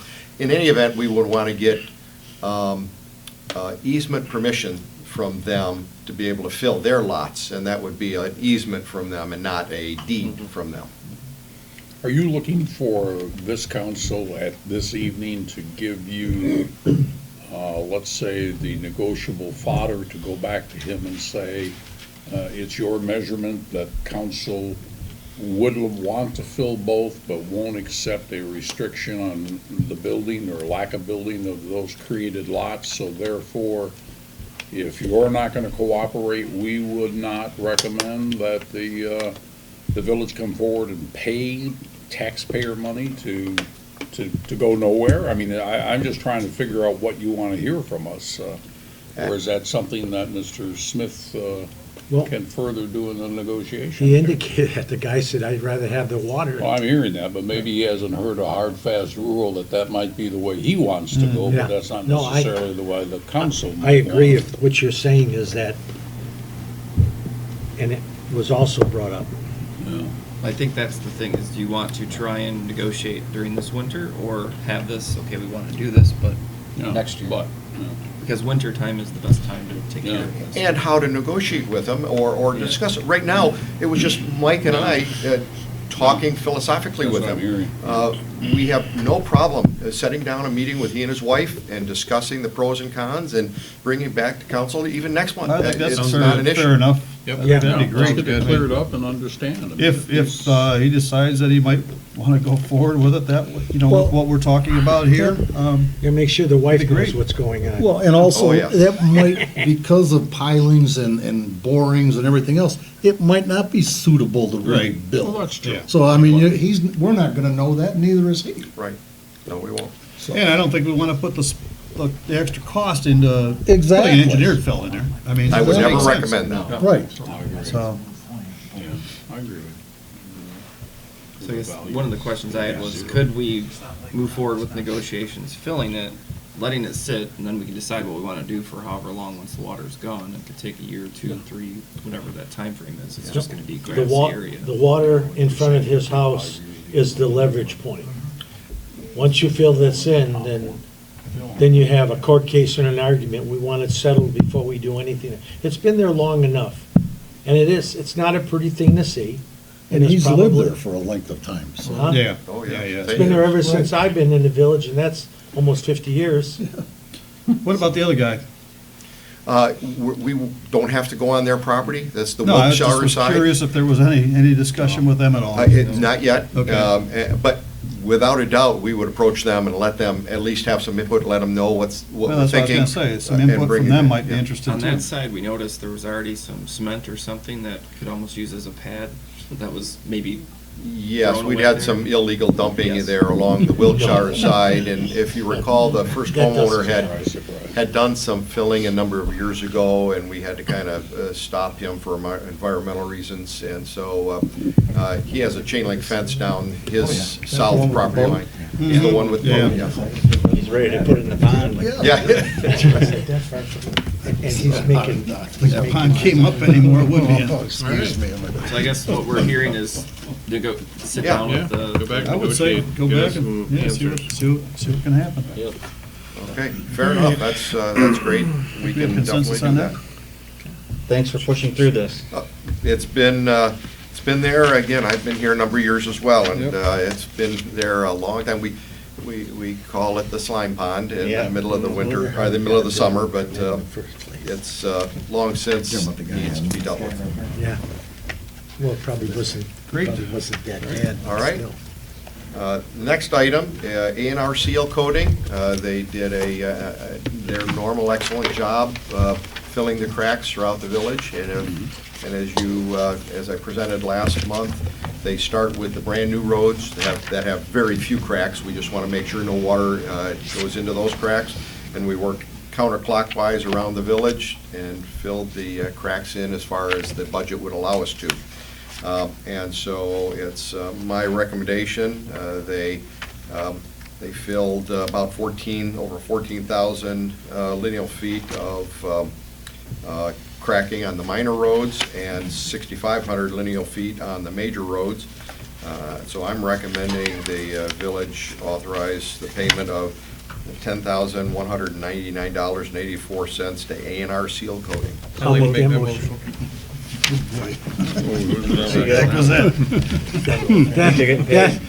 That is the best deal we have going in this community. How short were they in the end? They got 2/3 around the village. I think that Mr. Condick and I will probably recommend that we request council to up that next year so we can do a little bit more complete around the village. Okay, that was, I guess, a motion by Sinkwood, second by Duff. How's that? Works for me. That's okay. Any Call discussion? for the roll. It goes, gets done. Okay, roll call vote, please. Scott, Yes. York, Yes. Singlewood, Yes. Mallett, Yes. Duff, Yes. Dumont, Yes. and Mendel. Yes, thank you. Next one's HK request for HG starter account. Yes, council, this is the last item. We had received a number of calls regarding some drainage issues that have developed in a low area on Lakeview. We contacted a contractor, a paving contractor, HG Sarter, that we use as a fill-in, so we don't have to go out and do major bidding for a particular project. We talked about different ways to solve the issue, and what was happening was some driveways were actually dropping over the years in a particular area, so the roadway was higher than the driveways, and we were trapping water on their driveways. We had a catch basin not 25, 30 feet away, but we had no way of getting the water off of their driveways. And along with that, we had a number of areas, if you recall, going up and down the hills there. We have what we call the wedge, the asphalt wedge along the edge of the road to keep the water on the roadway and not letting it erode down people's yards. That had been peeled off over the years by the snow plowing, and it was in really it was ugly. Let's put it that way.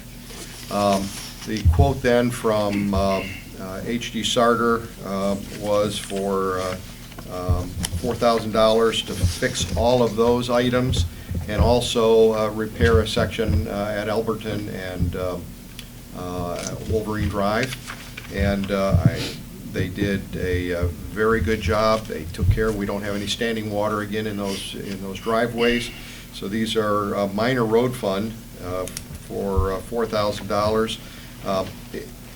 Again, not unlike my recommendation to not do paving when it's cold on the pathway along Benstein Road. If you go and look at it, it's not a really nice tight surface because the temperature was on the cold side and it cooled so fast they couldn't get a nice tight surface in some of the repairs.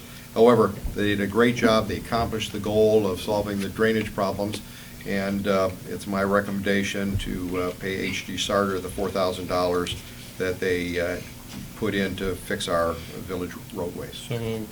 Second.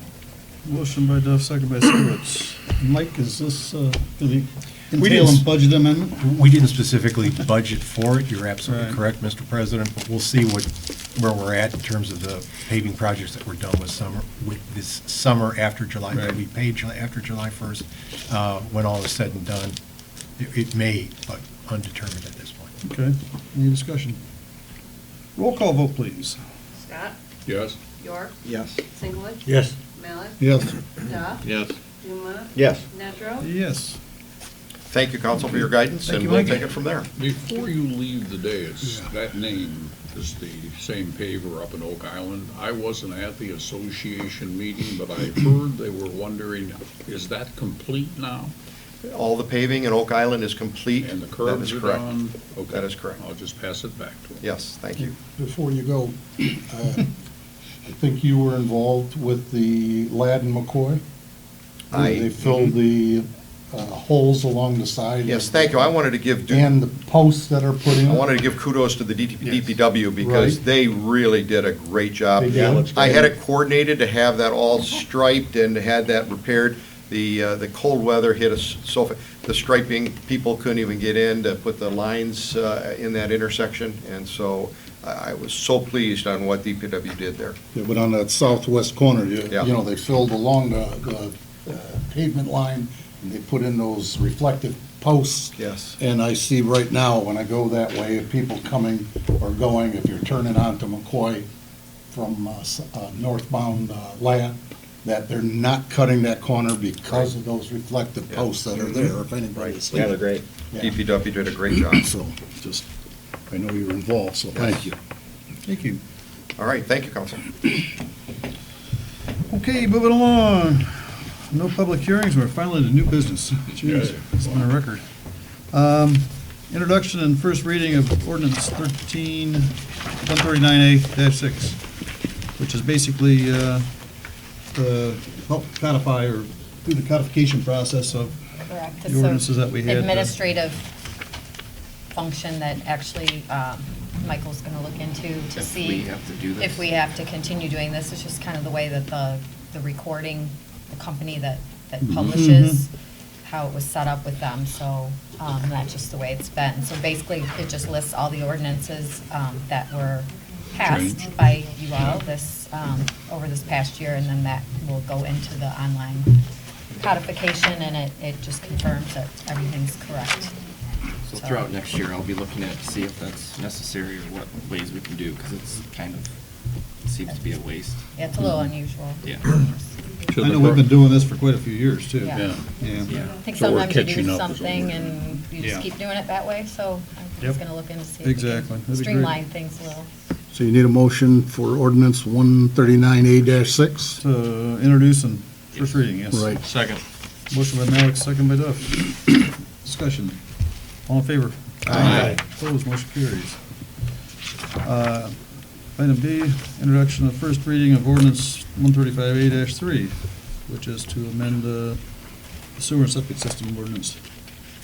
So, I guess, Yes, when Tabitha was looking at this through Mr. Powell's, I think we had stated that some of the fees had changed, and that we were trying to actually pull it out of the current code because it changes so much that you shouldn't really have a table in there that states it. It's more of kind of outline that I believe that. The if- homeowner's responsible. Or that there's a schedule out there, but it doesn't have to be that outline, because then you'd have That to it could change it change, every year. yeah. So the fees basically. haven't changed or Yeah. anything like that, but it was just what was specified in the, every time Correct. you'd want to change them, you have to go through this whole process. Yeah. So this Mhm. is written to allow it to be generalized and more, it so we provides don't more have to go through that flexibility. process all the time, every time. Exactly, so that Mr. Powell, whatever the changes, he's gonna put together the list.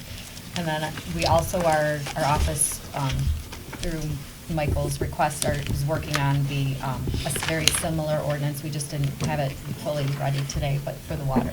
So this is sanitary sewer, there's also a schedule Okay. in your ordinances for water, so we're gonna do the same We'll thing. be seeing so that in January, probably. Mhm, correct, yep. Okay. Okay, I'd like to make a motion, 135A-3, first reading. Second? Motion by Duff, second by Malik. Discussion. All in favor? Aye. Opposed, motion carries. C, resolution to approve the 2020 Schedule a public meeting for village boards and commission meetings. So moved. Second. Motion by Duff, second by Dumont. Any discussion? I did update to show the new water management, because they did approve the change to the 2nd, so I just wanted to point that out for January 2nd. And everything else, I think, should be fall in line with the dates. Oh, we just need to change it to parks and recreation. Oh, we do? Yes. Yes, it's not there. You're right. At that time when we made the list, it wasn't there yet. We will amend that. Other than that, I think it's fine. Okay, all in favor? Aye. Opposed, motion carries. Item D, 2019 Citizen of the Year nominations process. So I was advised of this, that this is a practice that occurs here. I believe the nominations will now be accepted once submitted until the next council meeting. The administrative committee will review the nominations at the meeting and work through that. I believe last year you had nominations. You chose not to move forward with anyone, but I guess we'll continue doing this unless I hear otherwise. You don't need a motion on that, do we? No, I just wanted to announce publicly that we're having that. Nominations will be open. We'll have it on the website that you can do that. Email everyone. I updated the form, and we'll have that out on social media. Great. E, proposed park center update. I placed this on here just to make sure that, to let you know, I believe Councilmember York has met with. Yeah. Okay. Well, so I provided 2 sketches based on feedback from Ed and Andy Stone, and the ADA compliance restroom. So 2 sketches to Mark to review with the Parks and Rec team to provide feedback on what's the next step. So. Great. And we did pay Core, and we are now, I guess, done. And Flush with them or whatever? We still had some time left. We paid them what we owed them. Moving forward with the drawings this way, and I did speak with Mr. Powell about that he does have people in his office that can assist if we need that as well, just to answer those questions. Okay, so really no action on this? Nope, just wanted to make sure that you know that where we're at with the process. So we're still early for the second call of the public. 10 minutes. Move it up. 9. Do it. So it's an opportunity for citizens to address council on regarding anything. So anybody in the audience wants to? Seeing none? We'll bypass the second call. Set additional topics for admin committee meeting following the council meeting tonight if necessary. I don't know if there's We are anything- having a meeting tonight. Yep. Following. We do have some items on there. I don't think there's any additional items that we need out of this at Nothing this that came point. out of this meeting. H set topics for the December 25th I'm session.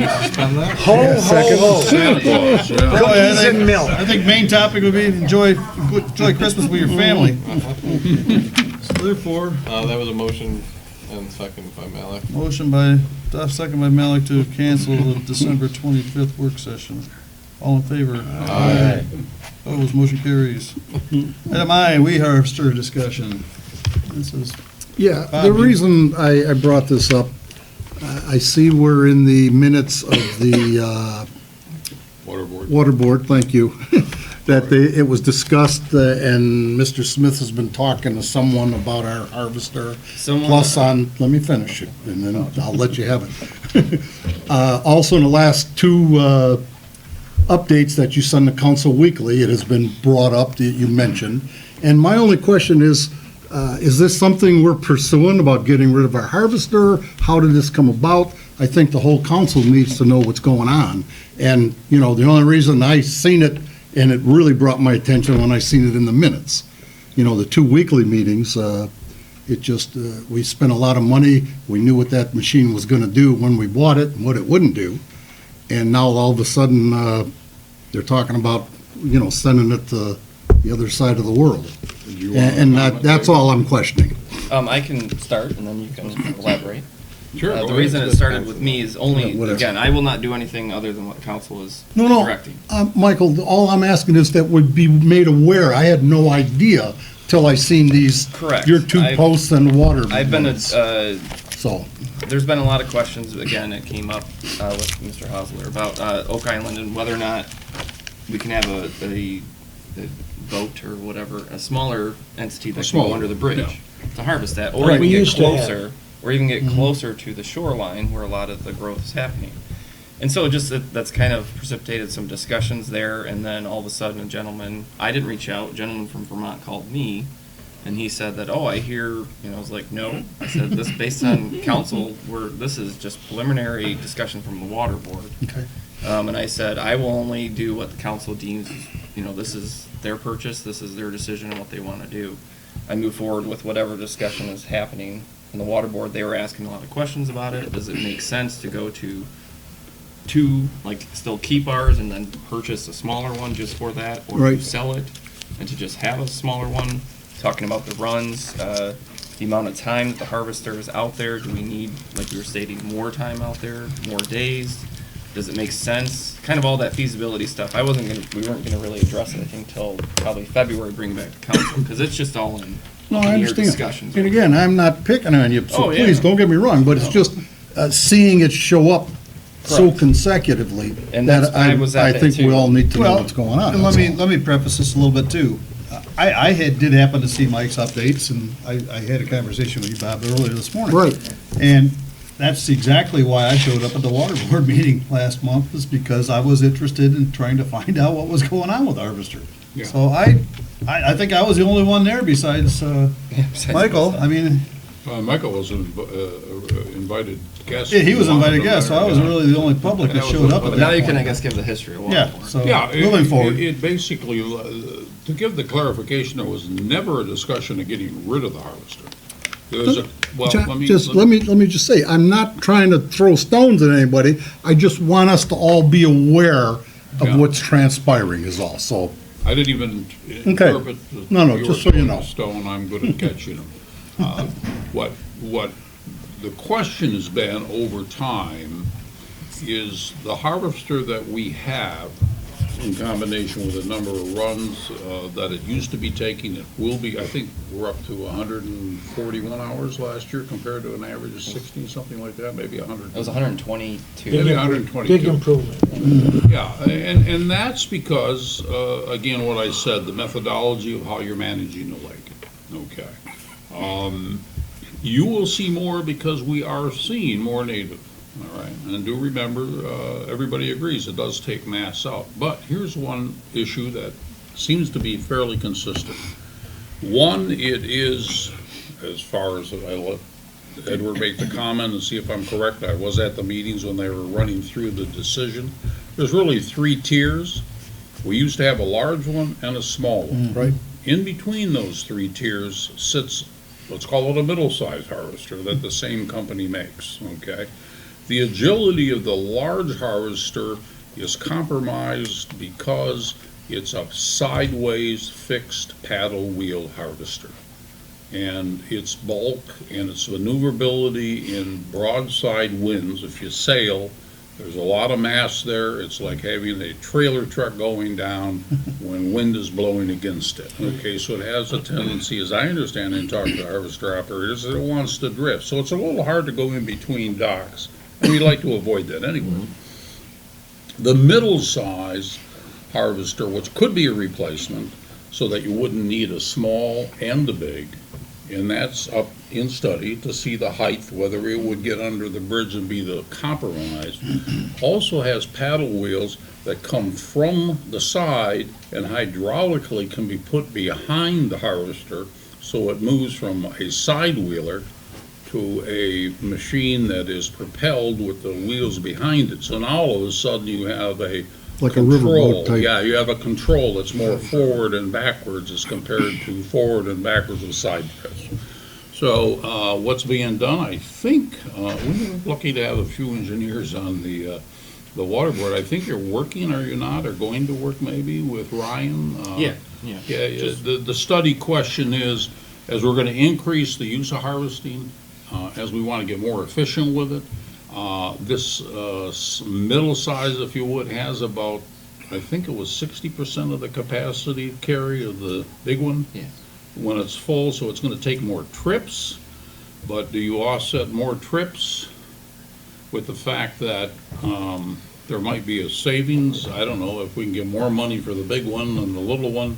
And we don't know all that, but it's more trips. It doesn't make sense that you end up with a more efficient machine in terms of managing the lake. So that's all that's being studied. No, that's why, again. No, I'm glad you And, asked. and It needs to another be thing, done, yeah. is it feasible that we look at keeping the big one and getting a small one?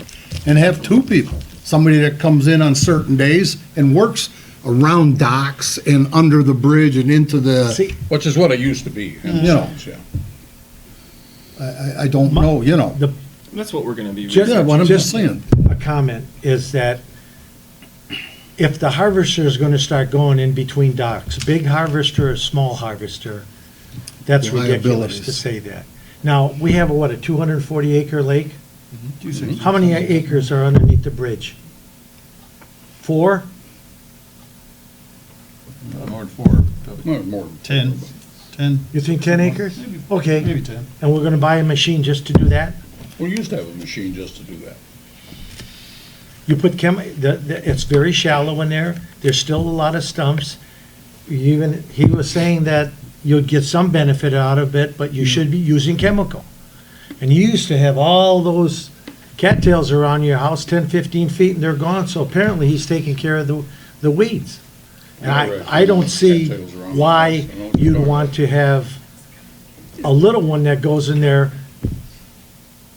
couple times a month, 3 times a month, and then you're gonna have somebody going in between grooming everybody's. Yeah, that's one of the things too, Yeah. and you were I involved. mean, that's an endless There job. was a few of us that were on council when we bought that machine. That was one of the big things. It was a no-no to go between that goes to docks. docks. That was, no, it was up to people, you know, that used to rake. As long as you can go forward. Well, I think this was just to basically inform what was going on. No, I mean, I think the water board's doing their due diligence on it. I mean, yeah, I don't think it's up to us to make any decisions or worry about anything at this Just heard point. 3 opinions. Yep. And you'll have data as compared to, Yeah, you guys will be this- privy to all that as well. Thank you for looking into it, and anything you can feed, put it on our agenda, so, you know, just like you had this one for the, park update, you know, and a harvester update, so we know what's going on, that's all. You know, I, as a backlot owner, I get things that people see something or read something or whatever, they say, well, now what are they buying for the lake, or now what aren't they doing on the lake? Okay, and I mean, and I can appreciate the lakefront people pay 48% of the taxes, but you know, the other 52% come from off the lake. So everybody needs to know what's going on. That's right. That's all. Aren't the minutes published on our website? Yes. Okay. So was this discussion in those minutes? no, nothing's hidden, that's for sure. All right, I just want to make sure. Yeah, there should be discussion in some of the water board minutes that are in the packet. But that's great. I noticed. Mhm. All right, Okay. so I just want to make sure I wasn't the only one that got the instead of quibbling information. about this, can Exactly. we move on? Yeah. That'd be great. Okay, Thank you. we're done with the harvester. Item J, Parks and Rec discussion. Yeah, I had a couple of comments on, what was it? The first one was in working business about this health and wellness fitness activity that I don't understand that we're concerned that we can't generate money because we can't hold the classes inside the building. And the other one is, chairperson asked for comments about what kind of job he's been doing. Well, first of all, I commend anybody who volunteers for a group, attends it, and works it. We always need more volunteers. And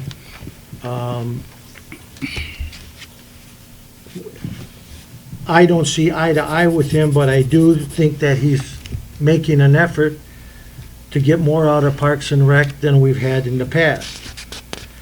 And I think sometimes maybe it's just because it's him and I or what, but I don't think he's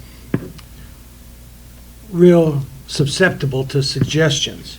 And I just want to point out a couple of things. We had a garage sale in the spring. And I asked him if we were going to do it again. He said, no, it's too much work or too much aggravation. All it is just something, we don't have to put out flyers, we don't have to spend any money, just say we're having it. And I know a lot of people liked it because in the spring, you know, your kid was using this ski or that, and they grow out of it, and in springtime, and most of our activities are around the lake are in the summer. So I'd really like to see that come back, because that's a freebie. Then at the last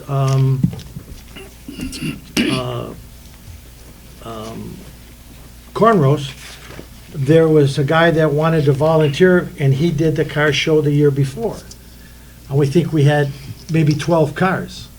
And there was plenty of room, and he was gonna put some flyers out and try to expand that. And when I asked the chairperson about it, he says, you know, we had to give out 15 or 20 hot dogs, and it cost too much money to have a car show there. And I think anything that you can put there, there's room for everybody. The more you put, I think you're going to attract more people. And then I also made a comment, and this is just generally, that the fishing tournament we have, August is not a good time, the end of August. A lot of people, that's the end of the year, families go up north, they're not around, and you can confer with the guy who puts it on at the bait store. That's the hottest temperature of water, so fish are sluggish.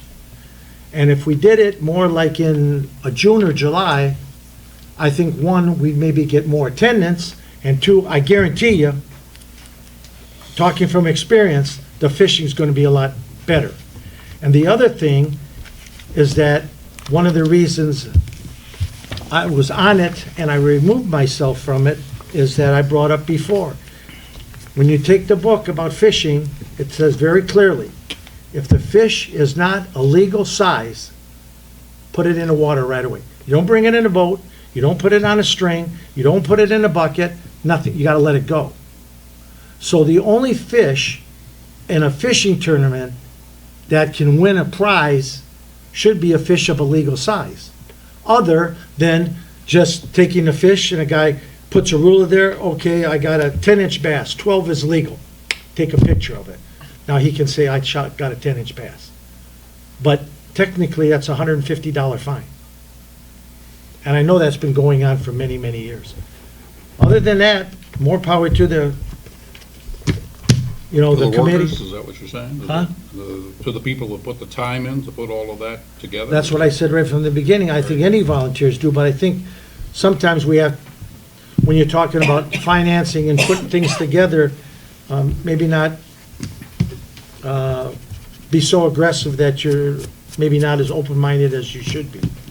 But other than that, I think that, I guess you're still looking for one more person, because I see the sign up there all the time, but, they're on the right track. They're putting in a lot of time. Yep, sure. Well, I would just like to add that my discussion with Mark, the chairperson, yesterday, he is very cognizant of the cost and was making his own drawings based on feedback from the council and looking to do things that can benefit the Parks and Rec and the village and be within the budget. So I just wanted to add that he is very cognizant and was open to all of my suggestions, and I think we'll have a well, good working the way relationship. I took the minutes from the water board is I think he was asked, the way I took it is, I thought he was asking the board how he was doing as a Yeah, that's the way I took it. chairperson, and I didn't think it was directed towards council. Yeah, Not at all. Just wanted to clarify that. Yeah. Okay, I think we beat that down enough, okay? So pending business, I don't believe we have any pending. Update from Police Chief Ellsworth. Hi. Hi. I wasn't here last month, and I appreciate all your thoughts and prayers, everything that was going on last month. It was the 15th anniversary of my son's death on the very night of the council meeting, and I was with my family, so thank you for your understanding in that. I did not get a chance to update most of you on the International Association of Chiefs of Police Conference that I was able to attend. It was an incredible experience, and I learned so much and met so many different people, and I'm still drawing from them today. We're still exchanging different ideas about small town, because I met some people from all over the United States, all over the UK. It's funny that a lot of these things are universal. So it was a really great experience. The next one is in New Orleans, and they are going to do another grant again, so they told me, yes, you can get it more than once, so maybe I'll be able to get a chance to go next year. If not, maybe I would consider cutting out one of the other ones to attend this. This was really good. They had over 900 different displays, and it was incredible. So, but thank you for the opportunity to attend that. Just a couple of things. Our first snowmobile class, safety class in many years, is going to be scheduled for Saturday, January 11th. It's a one-day class, 9 to 4. See Tabitha or the ladies upstairs to be able to take care of signing up. It's $20 for residents, $25 for non-residents. There's still plenty of room. If we fill that one up, we can actually add an additional one the next week. So lock your doors of your vehicles. This is the holiday season where we're always out busy and shopping, especially when you're home. A lot of people come home and think, I'm home, I don't have to do that. Well, we don't like showing up at your house having to take larcenies reports from your vehicle. Also, never store your gifts or expensive items in your cars, laptops, work laptops, bring them in. Watch your credit card statements and bank accounts closely. Fraud is very prevalent this time of year. And if you're traveling for the holidays, please make sure you go online to the police department. There's a thing called a vacation check. You fill that out, it gets sent, emailed to me, and we check on your house. So it's something simple we can do. And even if you don't want us to check on your house, it's good to know we have an emergency contact if you are going to be out of town, so we can reach you if something were to happen. The last thing I have written on here, and I think it really fits, is be kind to one another. It costs nothing, and it can mean everything. So have a good holiday season, and Merry Christmas and Happy New Year. Thank you. Thanks, Steve. Commissioner Conde. Well, I can't top that sentiment, Mr. President, and so I'll pass on to Mr. Smith. Okay, Michael? All right. Thank you to everyone who attended the appreciation dinner last night. We had a few minor bumps with, I had promised hors d'oeuvres. Sorry, they were supposed to be out. They were not there, but thank you for rolling with it. And with the person that we had for the desserts that were supposed to be there, he had an unexpected family emergency, so we didn't get the pies, but next time. But hopefully, they were really good. Cookies were good. Yeah, cookies were good, yeah. So thank you for everyone who attended. It was very, I think about 70 people attended, so it was very nice. Grant application I did submit for soil erosion and invasive control to National Fish and Wildlife Foundation to match our possible $25,000 to try and do $75,000 for a total of $100,000 for the entire holistic approach to the lake. We'll see. I've heard it's very competitive, but you got to try. So I tried. Excellent. We'll wait and see. I guess we'll find out in January if we're on the finalist list, and then you have to continue on in the process. Holiday lights. I believe we received. I think it was 4 or 5 that I forwarded, something like that. Entries. I think Parks and Rec will be reviewing those houses. The holiday hours, just a reminder to the residents, the offices will be closed for Christmas Eve and day and New Year's Eve and day. So we'll just be open Monday, Thursday, Friday of those 2 weeks. The big one, leaf collection, of course, is done. We will be looking at future options in the next few budget cycles. I know there's some other equipment that Chief Ellsworth and I've seen in others that we've shown and looked at in other cities, that there is actual, like, vacuum systems that we can look at. Again, that's a capital expense that we'll have in the future budget. We want to go that route rather than a Tink Claw, but we know things didn't work out quite like we hoped because of Mother Nature. It happens. We weren't alone. All the surrounding communities had the same issues. We have a contract with GFL. They can only go to a certain date that they can actually bring it to their landfills or whatever they do, or without incurring an extra charge. So we did it. What we're advising residents is, it's unfortunate, of course, but to store your bags, if you still have them, in your garage or under a tarp or whatever it is, to come back in April for when the compost season starts again. So that's one of those things. Or I heard that there's a place on Ladd Suburban, I think you can bring to for a charge. So that's just another thing for residents out there. I've seen some bags. They will not be picked up, just so you know. GFL is changing the garbage and recycling pickup date to Mondays throughout the village. So we'll have this sign up at each of the stop signs, just similar to the leaf collection that you'll see as you're sitting there. The first pickup will be January 6th. I'm sorry to say that we're not increasing the garbage container size. I'm going to probably next year work with GFL because Commerce Township got the larger sizes, and I know a lot of residents have been asking about that for us. I talked to David Scott about that. He said we need to talk to them because it's in our contract how it's worded, but, you know, we'll be in those discussions. And we'll let Larger size, residents- do you know what size? They got 96 gallon. Was that a pickup where the machine picks it I up? think it was 96. 46. 40? Oh, 90's a lot. No, sorry, it's 46. 46. Yeah, 46. I'll take one of those. It's 46 Yeah. and. Use it for a One will be bathtub. for every 3 Yeah, houses. 46. Yeah, there you go. It was One larger. between each house. I saw him. Once a month, Bob. I saw him delivering them recently, and people were stating that, but just for Commerce residents. So So they have a we'll look into that. mechanical claw to pick it up and dump it? I believe Is that so, what yeah. they And then do? you have to buy those, I think, right? No, they provide. They provide it. That's in our contract. First time. So we'll be the first time. So we'll be talking to them. I have those in White Lake as well that they come by and they do that. So, but we'll be posting these signs to let everyone know. Social media. They're going to be doing the email gov delivery blast. You know, it's going to be a bump in the road because everyone's used to Tuesday for all these years, but it will be shifting to Monday starting January 6th. And over the next holidays, the pickup will not be affected because our pickup day is not on their observed. Their Christmas Day is their holiday. So Christmas Eve and New Year's Eve, still put your garbage out as you normally did. That's not going to be affected. Snow stakes, we do have some. First come, first serve. We have some extra ones up there for any residents. We haven't had any snow in a while, but we'll see. Just want to advise people on that. And People's Express, I believe we had a resident call. Again, they are the new transportation, so you have to call Commerce Township, I believe. Yes. To set up that if you want to get any senior needs transportation help. Snowmobile safety class, like you stated, January 11th, and just want to wish everyone in the community Happy Hanukkah, Merry Christmas, and a Happy New Year.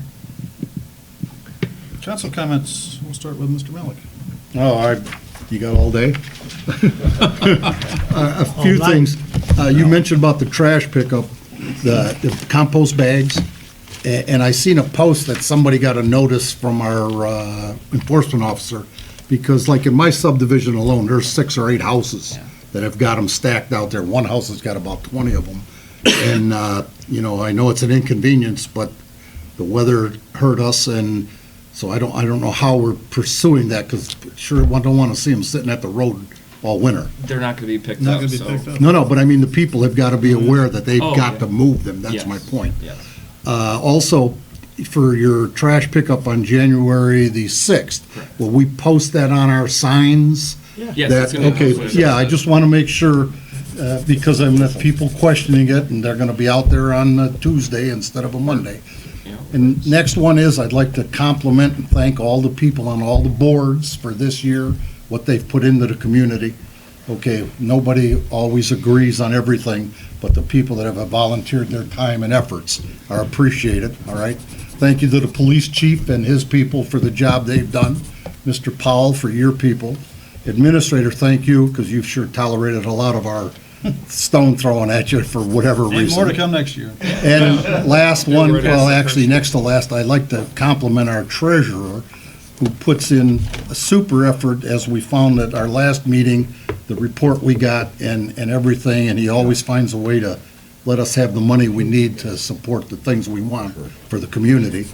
And last but not least, my council associates and the attorneys for the job we all do. Thank you, and all have a great holiday. Thank you. Thank you. Mark? Just thanks everybody for all their hard work, and Merry Christmas, Happy Hanukkah, and have a safe New Year. Merry Christmas.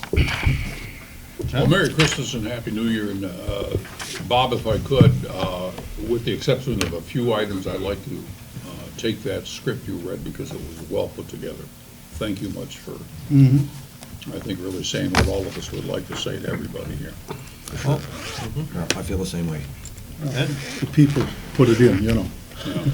Well, Merry Christmas and Happy Hanukkah to everybody this year. Be safe, don't drive on New Year's Eve, and appreciate everything that the volunteers and the council and treasurer and the staff upstairs, the police department, and everybody's done. It's a great community, and I'm proud to be one of the older residents in it. So everybody have a good holiday. And finally, I'll agree with everybody tonight, and everybody have a safe and happy holiday season. Make a motion to adjourn. Motion by Sekowitz, second by Duff. All in favor? Aye. Opposed, motion carries. Thank you. Wanted to-